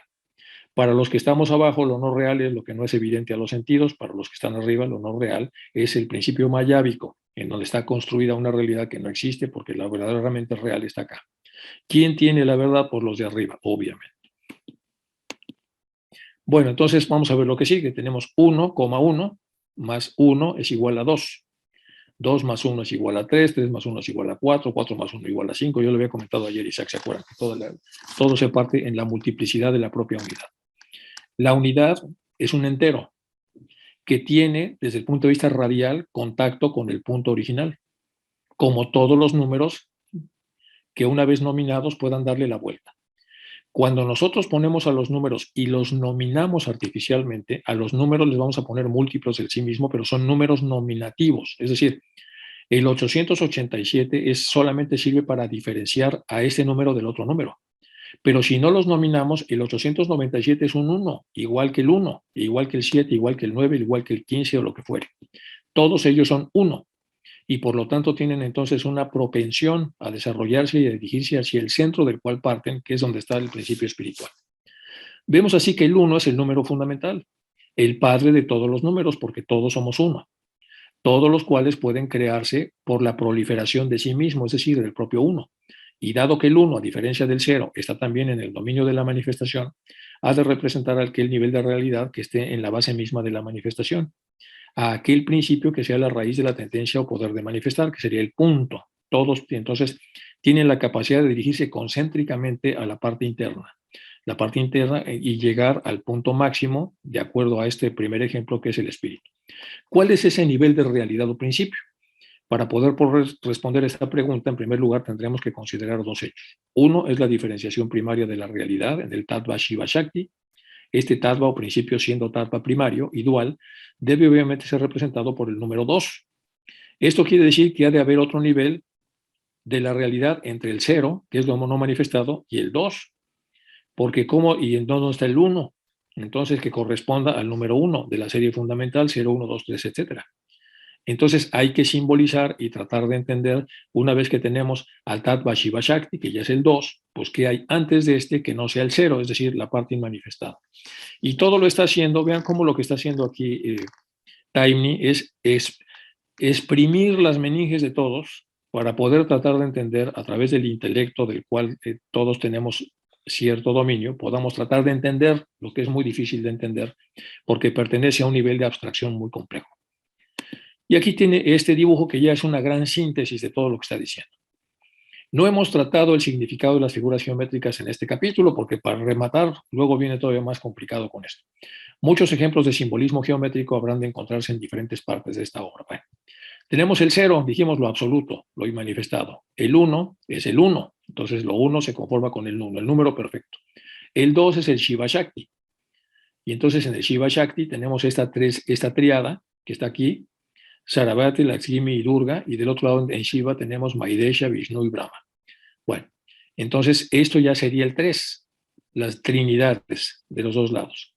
Las trinidades que van de positivo a negativo, y aquí entonces tenemos también ciertas cualidades también desde el punto de vista de la física clásica. Por debajo de estas tenemos al sujeto, objeto, conciencia y poder, que es un cuadro especial con el creador de logos, del logoi. En el 5 tenemos entonces los diferentes posibles estados de conciencia que pueden llegar a una distancia casi ad infinitum, los 5 elementos y el quíntuple universo creado con el Panchabhutas. Y luego en el 6 los dos triángulos tocándose, el entrelazamiento del triple espíritu, de lo que baja y de la triple materia, o Purusha o Prakriti, que es la que sube hasta formar este triángulo. La constitución septenaria del universo manifestado, 1, 2, 3, 12, 13, 23, 1, 2, 3, las 7 combinaciones de los 3. Los 3 aspectos subjetivos y los 5 objetivos de la conciencia o Shiva, las 8 formas de Shiva. Los 9 aspectos de Shakti y el poder divino. El Navadurga, la suprema realidad última, el 1 más 0, o representado lo manifestado y a 1 lo manifestado. Y luego finalmente el significado de los números. Esta es una súper recontrasíntesis de lo que él está tratando de explicar en el formato anterior. Aquí lo está explicando de manera teórica y aquí lo está explicando de manera gráfica. Al final es prácticamente lo mismo. Si la conciencia de cada entidad espiritual está centrada en un punto, y obviamente hay un número infinito de tales entidades en el universo manifestado, desde el logos cósmico hasta la joven mónada, ¿significa ello que estos centros de conciencia están dispersos a través del vasto espacio en el que el universo físico aparece actuando? ¿Cómo puede entonces considerarse la conciencia por sobre este espacio? ¿Cómo pueden las diferentes utilidades de conciencia tener una base común de realidad subyacente? ¿Cómo pueden los infinitos sistemas solares dispersos por todo el universo estar compenetrados por la conciencia del logos cósmico y ser energetizados y controlados por él? Estos son los interrogantes que surgen espontáneamente de la mente del estudiante sin integrarnos, como lo hemos hecho los diversos planos a través de los cuales cada unidad de conciencia actúa en un centro común y no integrarnos a estos diferentes centros de conciencia en un centro común. La doctrina oculta acerca de la relación que existe entre estas diversas unidades de conciencia se basa en que todos estos diferentes centros de conciencia espiritual están precisamente centrados en un centro común al que hemos mencionado como el Mahabindú o el gran punto. Es decir, aquí las preguntas es, bueno, ¿y qué pasa con las partes planetarias, con los cometas, con las galaxias, etcétera? Bueno, todo esto llevó entonces al conocimiento védico del Mahabindú o el gran punto. Al final hay un gran punto que es el que conforma todo. Y si en el ser humano es así de simple, hablando de los rayos, etcétera, pues en el caso del universo, herméticamente hablando, es exactamente lo mismo. Aunque los rayos no sean totalmente perpendiculares ni rectos, simplemente es una red enorme, como si fuera una Wi-Fi, un Wi-Fi enorme el universo, en donde todos estos puntos están tocados, algunos con mayor énfasis y con mayor dirección, con mayor compenetración y que no lo sabemos por qué, pero así son, es decir, con enlaces más sólidos, algunos otros con enlaces menos sólidos, porque vibracionalmente hablando o por contigüidad o por conformidad o por lo que fuere, entonces empiezan a formar figuras, que son las figuras geométricas de las que hablaré después, que tienen que ver con las formas de las constelaciones. Bueno, hasta acá entonces estamos viendo que hay un gran punto, así se le llama el gran punto. Además, la doctrina oculta de que todos estos diferentes centros están arraigados en un centro común implica que un número infinito de puntos pueden ocupar una misma posición o estar contenidos en el mismo punto. A su vez, esto da lugar a un problema matemático muy intrigante, porque si todos, a través de los rayos, de los vectores que salen de él, llegamos al punto que es el punto de ellos, pero que a su vez es el punto del absoluto, entonces esto debería estar lleno de puntos, si lo vemos cosificadamente hablando. Sin embargo, una cuidadosa consideración del problema mostrará al estudiante que si bien el estado de un cierto número de puntos ocupando la misma posición de ese punto en el espacio o contenido en un punto, no es imaginable, es matemáticamente posible. ¿Cómo? Bueno, El siguiente diagrama representa un número de rectas concurrentes en el punto cero. Una línea recta ideal se genera por la proyección de un punto en una dirección, entendiendo que la recta es una superposición de puntos. El punto en movimiento para formar la recta, para generar la recta, ocupa sucesivamente todas las posiciones posibles sobre esta línea. Si no, no habría línea si no hubiera esta superposición de puntos. Pudiendo imaginarse a la recta como una sucesión de puntos sobre la dirección de la recta, situados a distancia infinitamente pequeñas unos de otros, trataremos ahora de imaginar todos los puntos que en su movimiento generando líneas rectas se dirigen hacia el punto de intersección. ¿Qué ocurrirá en la última etapa cuando cada punto haya completado su fin? Cada línea es una entidad separada que tiene su propio punto generador. Este punto no podría desaparecer en la nada cuando haya cumplido su fin ideal. Bueno, aquí está tratando de explicar cómo todos los puntos que llegan a este punto, en realidad, conforme van formando una línea, pueden ir desapareciendo, porque es una superposición, una multiplicación del punto sobre sí mismo hasta llegar al punto central, que desde el punto de vista físico, del intelecto físico que requiere formas, diría, pues, ¿cómo vamos a meter tanto punto ahí? Dicen, no es necesario. Es lo que está comentando acá. ¿Qué ocurriría en la última etapa cuando cada punto haya completado su fin? Es decir, haya llegado al final de su recorrido.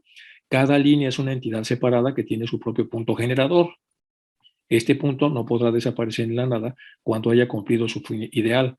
Y si no desaparece en la nada, entonces ¿dónde está esta zona llena de puntos? Bueno, naturalmente que podríamos tratar el mismo asunto desde el punto de vista de la tercera dimensión, imaginando un número de esferas concéntricas que se van contrayendo hasta sus respectivos centros. Se van haciendo chiquitas y chiquitas y chiquitas hasta que llegan a hacerse tan pequeñas que son prácticamente inimaginablemente pequeñas. Cada esfera se reduciría a su propio centro y así esos diversos centros entrarían contenidos en el centro común de todas las esferas. Y aquí nuevamente tenemos la misma situación, numerosos puntos coexistiendo en el punto común. Solo que cuando llegan allí ya son abstractos, ya no son puntos densos como los que podríamos imaginar que se van trazando las líneas. Por lo tanto, las líneas que salen del punto cada vez van alcanzando mayor densidad hasta que la línea se hace mucho más visible y cuando va hacia el punto central se hace mucho más invisible porque tiene menos masa y es más etérica. De los ejemplos anteriores se desprende que la existencia de numerosos puntos diferentes coexistiendo en un punto común es teórica y matemáticamente posible y que por consiguiente nada hay de absurdo en la idea de centros de conciencia de un número infinito de entidades espirituales como los logos y las mónadas enraizadas en un centro común, el Mahavindú del logos cósmico, sobre todo por tratarse de partes etéreas o partes que que no pueden ser expresadas desde el punto de vista físico. La paradoja de un gran número de puntos ocupando la misma posición espacial se ve en su correcta perspectiva cuando comprendemos la naturaleza del espacio ordinario. Este, desde el punto de vista superior, es una ilusión. No es independiente de la mente que lo concibe. Es el resultado de la proyección mental de un mundo, del dominio de la mente desde el centro de conciencia. Cuando un individuo proyecta una imagen mental desde el dominio de la conciencia, esta proyección tiene lugar solamente a través de un punto, porque como hemos visto, es multidimensional y solo puede proyectarse bajo la forma de sus modificaciones mentales a través de ese punto, el punto de partida, el bottom line. Los mundos mentales proyectados son mundos de diferentes números de dimensiones, pero no así su fuente de conciencia, que contiene potencialmente todas las dimensiones y que tiene un eje, que es el punto, y que por esa causa solo puede ser proyectada desde ese punto. Es un eje mayoritariamente etérico, porque está vinculado con los puntos de inicio de todos los puntos. Las dimensiones entran en juego cuando se han pasado el umbral del punto y la conciencia pura emerge del dominio de la mente. De este lado del umbral, tal como los colores aparecen solo después de la luz blanca, ha pasado a través de un prisma y sale del otro lado. Bueno, pues vamos a dejar hasta acá. Seguimos todavía con Taimni, tratando de entender cómo va explicando él las dudas que pueden haber tenido sus estudiantes en un momento dado, cuando él enseñaba teosofía después de regresar de Gran Bretaña, del doctorado que hizo junto con su esposa, y entonces es un maestro fuera de lo normal, y va tratando de contestar las cosas con mucho cuidado para tratar de explicar de lo que podría ser mentalmente absurdo respecto a una concatenación de puntos físicos, de canicas, que efectivamente no podría haber tantas si las canicas fuesen canicas, pero sí puede haber tantas si el origen común de todas las canicas es el mismo origen. Es decir, si hay una gran canica de donde salen todas las canicas individuales y que están en la parte etérica del punto central, de donde convergen todos los radios y de donde emanan todos los radios, que serían todas las formas de manifestación que están dadas en las partes periféricas de este círculo. Bueno, pues vamos a dejar hasta acá y nos queda pues todavía mucho miren todo lo que nos queda del timing hasta llegar a lo absoluto. Todavía nos vamos a llevar un rato porque este hombre está pues un poco complejo. Yo creo que nos va a llevar todavía como 3 clases más el seguir bordando un poco lo que él va explicando. Nos vamos a quedar en esta y vamos a continuar entonces la próxima sesión hasta que terminemos con este último libro de Taimni y podemos pasar a lo que sigue. Lo que sigue después de Taimni, déjenme verificar.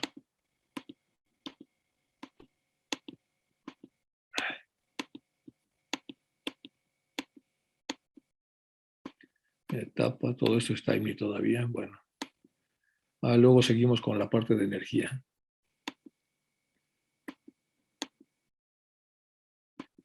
Luego vamos a ver el libro que hice con Isaac de la reunión con el Cristo interno, que es donde vamos a empezar ya a vincular la parte subjetiva del Cristo interno con el desarrollo. Hicimos un libro que ya se vende y aquí vamos a ver todas las opciones que vienen de este libro, pero nos faltan aquí unas 3 clases fácil todavía para tratar de terminar con lo de timing. Bueno, llegamos hasta acá, si les parece, chicos, y nos quedamos en esta zona. Entonces, si me haces favor, Emilce, abrimos los micrófonos para que la gente pueda pasar a las preguntas.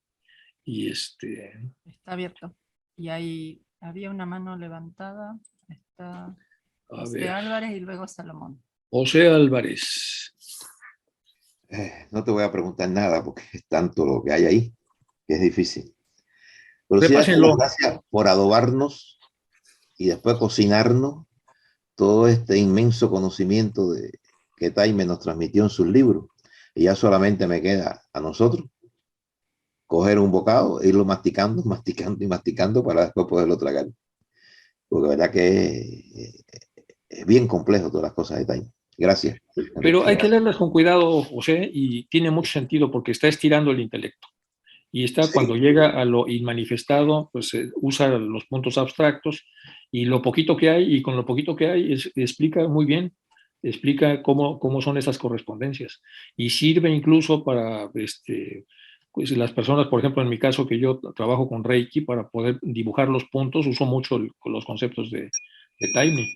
Y en el puente, cuando va a las jerarquías superiores, es un puente mucho más etéreo, y cuando viene desde acá es un puente más físico, y funciona de alguna manera el que las fuentes de energía puedan correr a través de estos puentes si los imaginamos adecuadamente, y eso viene de timing. Entonces, es muy útil verlo, tiene mucha utilidad el tratar de entenderlo, y todo lo explica desde la parte intelectual, que es además la otra enorme ventaja que tiene. Pues sería bonito que le añadieras al final la explicación.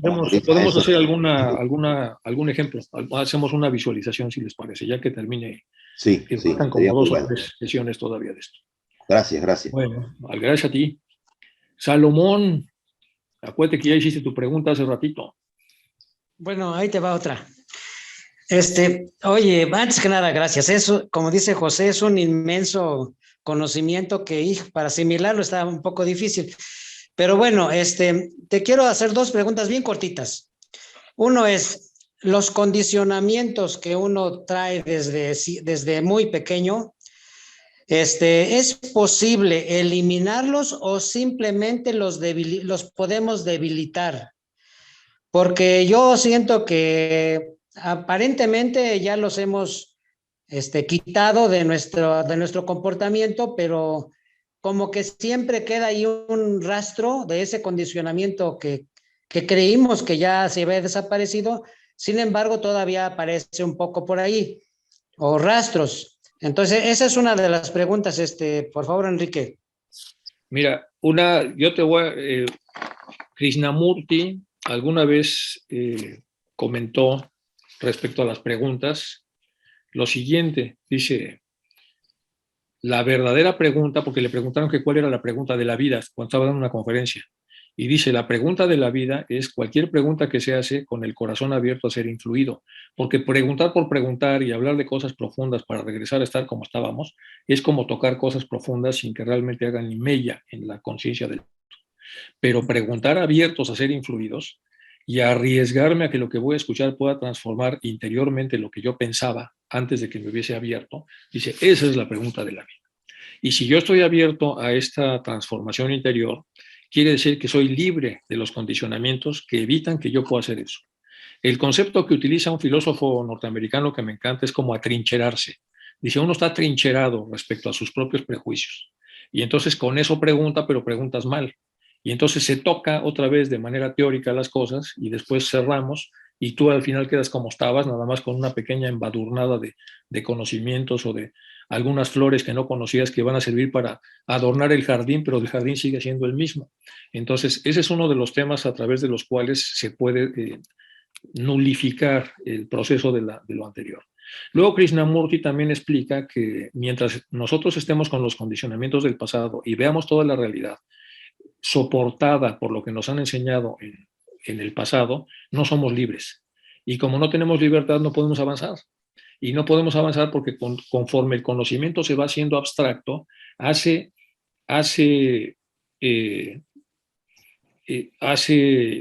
insuficiente e inoperante el conocimiento precedente. Cuando yo voy al escalón 4, el escalón 3 ya no tiene sentido y me estorba. Yo no puedo seguir pensando en el escalón 2 cuando ya voy en el 4, porque las características del escalón 2 ya no tienen sentido en el escalón 4. El escalón 4 es mucho más abstracto y tiene otras reglas. Es como pasar de la física clásica a la física cuántica. Dividiendo la física cuántica, o en economía, pasar de la economía normal o en las matemáticas a la teoría de juegos. Pues no puedes hacerlo porque estorba. Ella es inoperante, es obsoleto. Se hace obsoleto el escalón anterior y para eso hay que eliminarlo. Entonces, respecto a tu pregunta, sí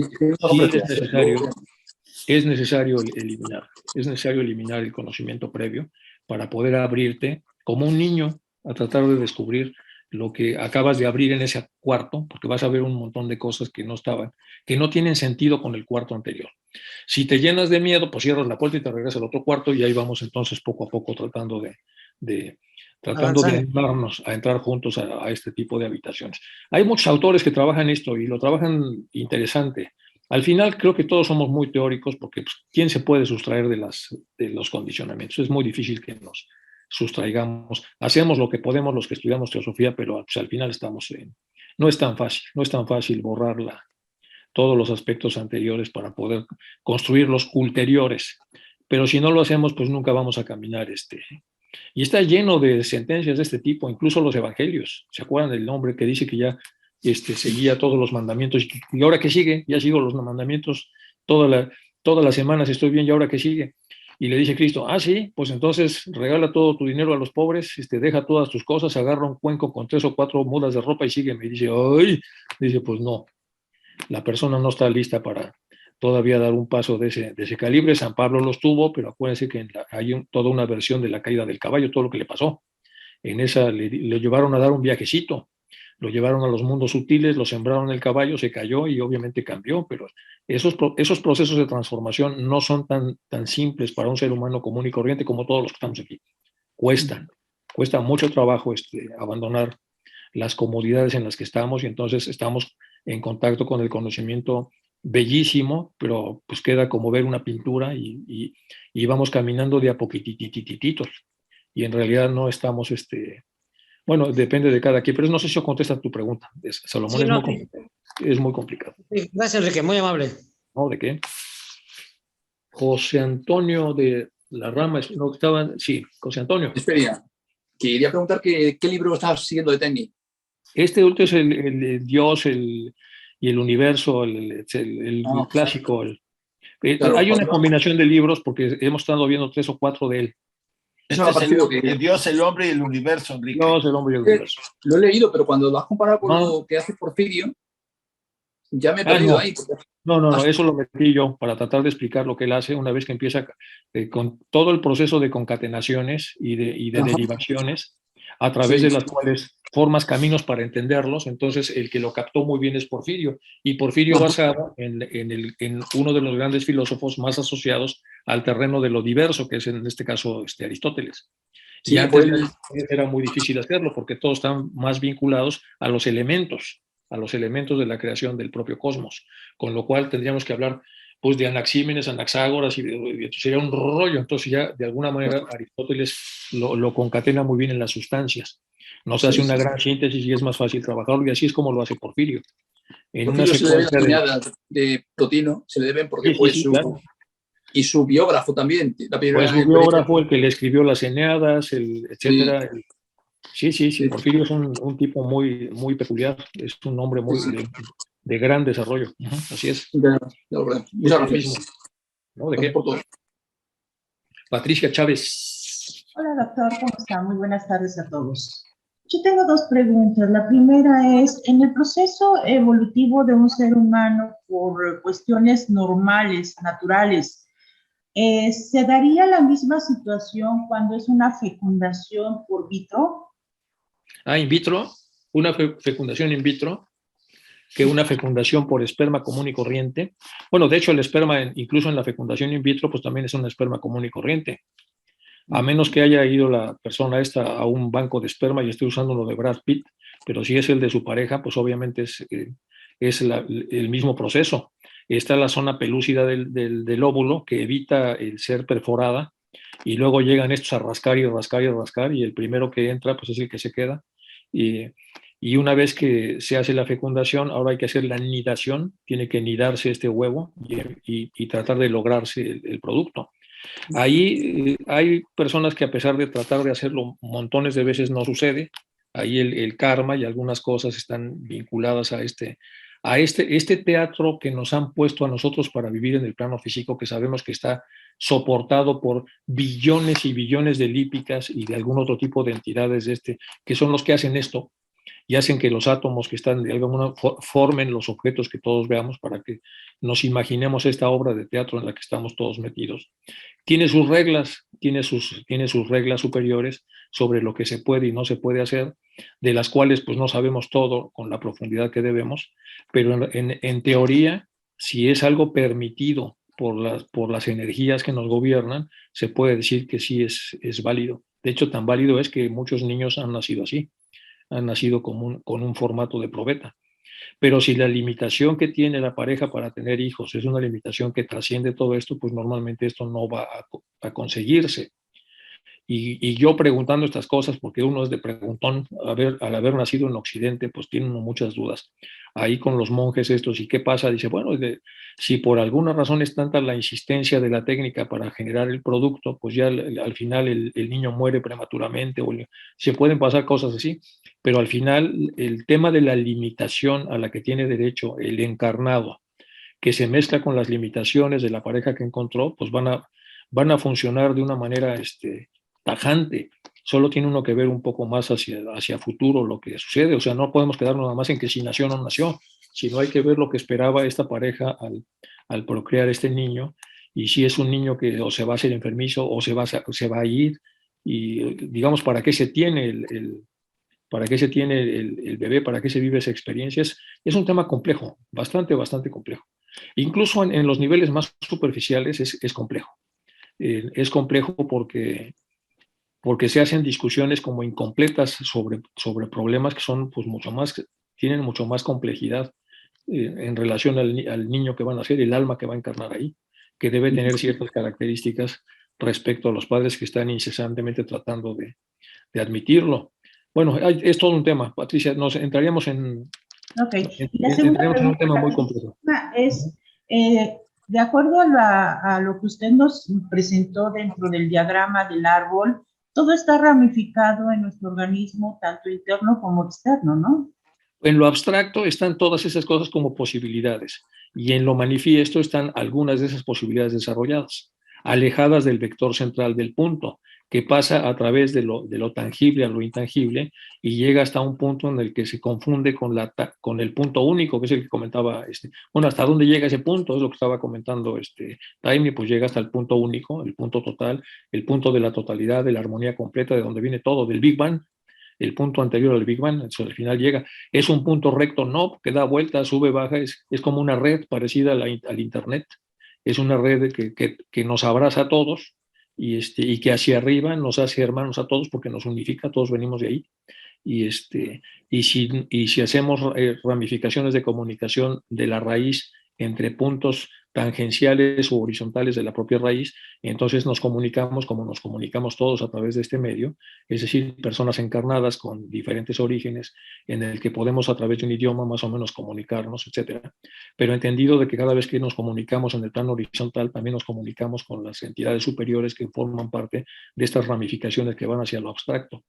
Entonces, tiene su grado de complejidad, pero leído con calma podemos más o menos entender por qué sucede de esa manera, como lo explica Taimni, y que tiene mucho sentido que las cosas ocurran de esa forma. Eso por lo menos como lo veo yo, Patricia. Ok, muchas gracias. No, al contrario. Bueno, la mamá de la presidenta de México, Leonor. Bueno, la mamá de la presidenta de México, estoy viendo que realmente, pues, me quedé, como dicen, yo quise al principio leer a Taimni y se me hizo muy abstruso, o sea, ahí sí, como dije, pinté mi raya y me volví, aunque no lo creas, a leer a la señora Blavatsky, porque dentro de todo se me hizo más comprensible ella que Taimni.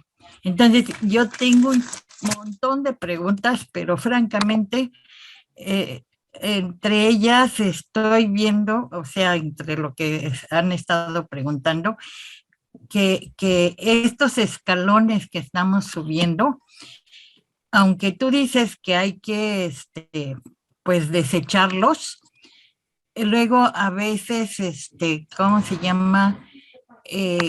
Yo siento que necesitas, bueno, al menos yo en este nivel, como que necesito recordarlo, sí, ahora que me he aventado a hacer las pláticas, ¿no?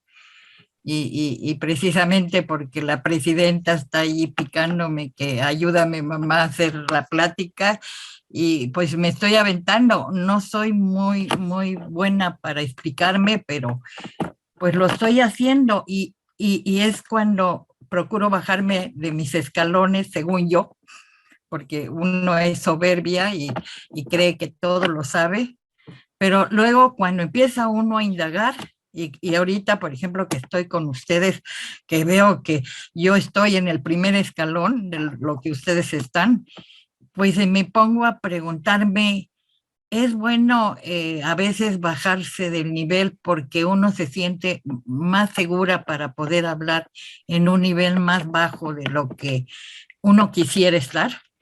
No, pero es que yo no traté de explicar los escalones de esa manera. Mira, cuando Blavatsky estaba rompiendo los condicionamientos de su época, hace 100 y pico de años, estaba hablando de los científicos de su época, que hablaban de las leyes de la evolución y que hablaban de diferentes cosas, los trabaja Max Müller, trabaja un montón de tipos. Y dice, estos hombres están especulando con la ciencia de su época cosas que en realidad están mal porque son de esta otra manera. Después, en la época de Taimni, es una época posterior. Ahí ya se sabía, ya se conocía el átomo, ya se conocían una serie de cosas que habían sido descritas y que en la época de HPV no. Por lo tanto, entonces los condicionamientos en esa época son diferentes y a él le tocó esa revolución, ver lo que había pasado en la física y en la química, y sobre todo cómo en la química oculta se utilizó mucho el libro de Leadbeater y de Annie Besant para los propios químicos de la época, para hacer los descubrimientos que en un momento dado hicieron.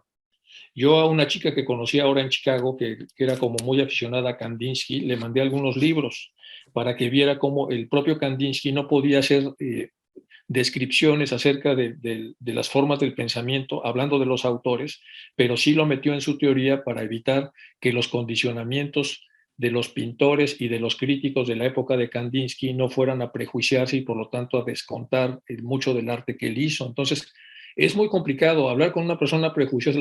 Yo hablé de los escalones como prejuicios que evitan que podamos ver lo que sigue más adelante. Y hoy por hoy estamos incluso arriba de Taimni, porque ahora la ciencia pues, ha avanzado también, hay nuevos autores, hay nuevas propuestas, y estas propuestas algunas están de la mano de la teosofía, otras no están de la mano de la teosofía. Y Taimni es como un autor intermedio, es un autor posterior a HPV, pero anterior a mucho de lo que pasa ahora. Y al final los principios siguen siendo los mismos que decía Krishnamurti.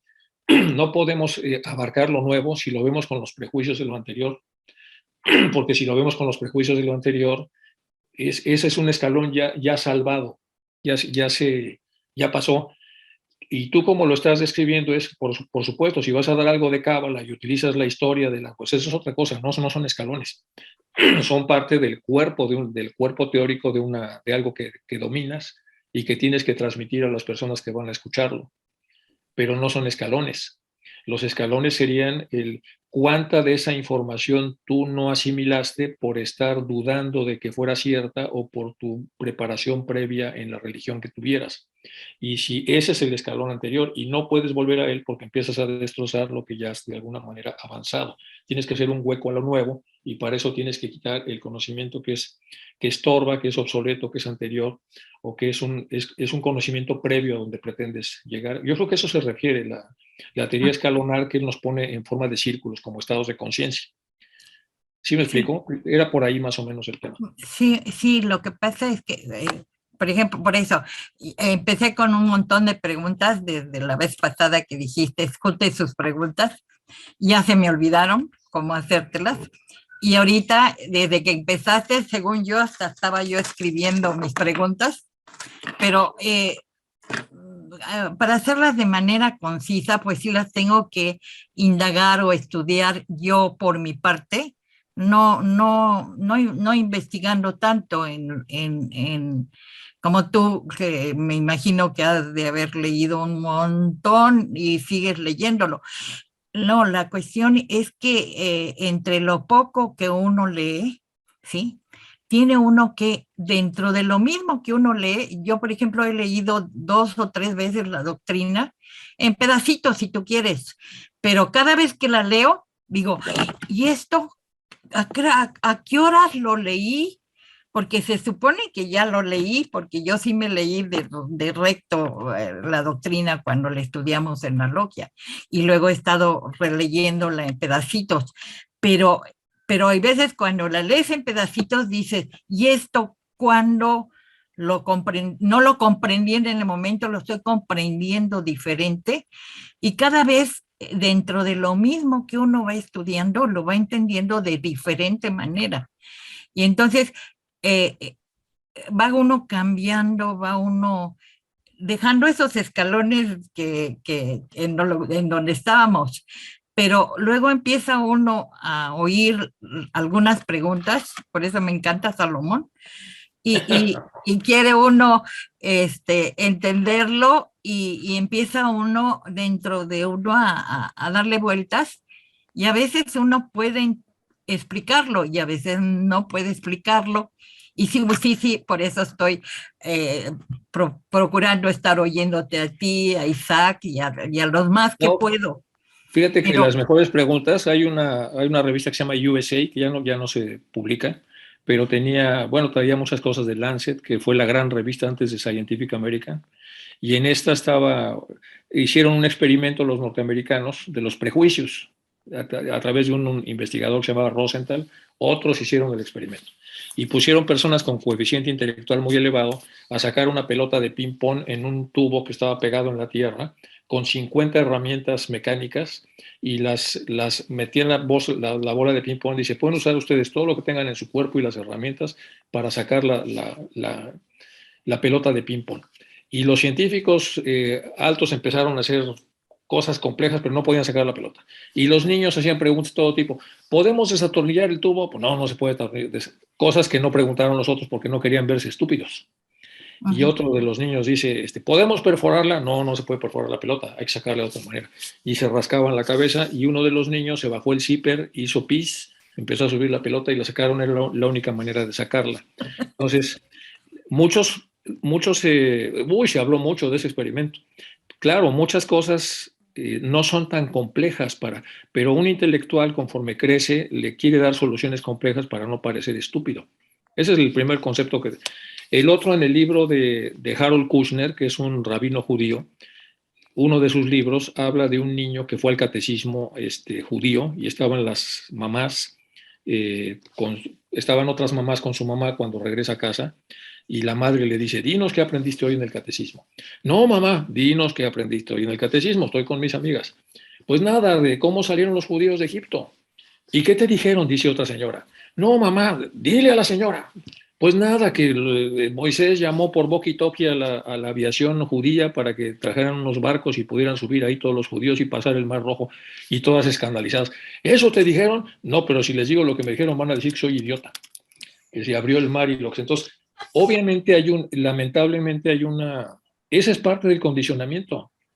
Y sí, a mí también me encantan las preguntas de Salomón, por supuesto, y cualquier tipo de pregunta que se haga sobre cosas muy básicas, porque muchas veces ahí están muchas de las respuestas, no son tan sofisticadas. O lo que hace Taimni usa esquemas muy simples para explicar cosas muy complejas, y de esa manera uno pueda entender con mucho mayor facilidad lo que ya dice HPB o lo que en general se dice en la doctrina secreta.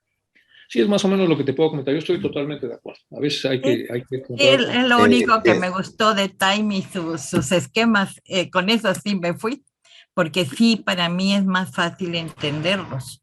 Que con todo el lexo que utilizan los científicos ahora, y que cuando tú lo dices, me quedo con cara de what, y después ya lo explicas, y ya digo, bueno. La esposa era una guía Montessori también muy, muy erudita, y de hecho, pues la misma, sabemos que María Montessori estuvo durante la guerra en Adyar, y yo tuve mucha suerte porque una vez que estaba con mi hija ahí, estaba Isaac ahí haciendo una estancia, y fui con Claudia, mi hija, y nos agarró el monzón y se inundó el aeropuerto, y estuvimos 7 días ahí encerrados con Tim Boy también ahí en Adyar. Y se quedó un chico que había sido de los niños que había educado María Montessori, y que ahora pues ya es un señor mayor, un señor que tiene mucho dinero en Estados Unidos, y pues empezamos a conversar y a convivir todos porque no había luz y no había comida y no había, eso facilitó que pudiéramos entrar en comunicación, y él explicó lo mucho que lo transformó el haber estado con Montessori. Entonces, por un lado, estamos hablando de que Taimni, además, para tener estos esquemas, contó con las enseñanzas de su esposa, que de hecho por eso fueron a Inglaterra, porque ella fue a hacer el curso de Montessori y él aprovechó para ir a hacer... Es un hombre realmente muy desarrollado, tiene muchos premios, incluso teosóficos. Se le dieron muchos reconocimientos por el grado de profundidad que llegó a tener en sus obras. Y bueno, estamos hablando de ciencia en general, y ahora nos tocó atravesarnos con Taimni porque es un ejemplo vivo de cómo se puede hacer ciencia dentro de la propia teosofía. Y en ese sentido por eso hay que verlo siempre. Dentro de muchos otros que estamos viendo, hay que verlo a él con cuidado, porque realmente es un hombre muy esforzado y es muy interesante lo que comenta. Y es un teósofo contemporáneo, casi. Hombre, bueno, medianamente contemporáneo, pero sí, digamos que está a la mitad. Bueno, pues chicos, muchas gracias. Creo que alguien más iba a decir algo. José, ¿ibas a comentar? No, yo iba a decirle a Leonor que yo me compré hace poco más de 20 años A los pies del maestro, y me lo leí como si fuera una novela. Unos años más tarde encontré a alguien que estaba hablando del libro y volví a leérmelo y entendí algo que nunca había visto. Y hace poco lo he estudiado 2 veces con un grupo y cada vez encuentro cosas nuevas. O sea, que el libro sigue siendo el mismo que yo compré hace 20 años. El que ha cambiado he sido yo durante todo este tiempo. Y por eso lo interpreto de distintas formas. Sí, la comprensión de uno va cambiando. Claro, y eso es lo que tiene la teosofía. Claro, gracias. Chicos, muchas gracias. Seguimos con Taimni la próxima, y yo creo que 2 o 3 más antes de que pasemos a los temas que siguen. Y ya cuando lleguemos al libro del Cristo interno, van a ver que está muy bonito. La verdad es el libro quedó muy bonito en toda la parte del Cristo interior, que serían algunas formas en la investigación que podemos hacer a través de casos concretos de personas muy escépticas que les ha tocado vivir procesos de cambio. Luego vamos a entrar en toda la mecánica de cambio y relacionada también con ciencia, y en general nos falta un montón. Acuérdense que estas clases son de un tema poco explorado y poco enseñado, que tiene que ver con ciencia y teosofía. Yo no sabía que estaba dando Martin Lederman también algo. Debemos entrar todos a este tema porque es tan importante como la filosofía y es la ciencia. Entonces, de repente tenemos también que ver cómo, para que podamos validar todo lo que HPB dijo, que es perfectamente validable a través de los diferentes teósofos que han existido en las diferentes generaciones. Bueno, pues muchas gracias por su atención, chicos, y nos vemos la próxima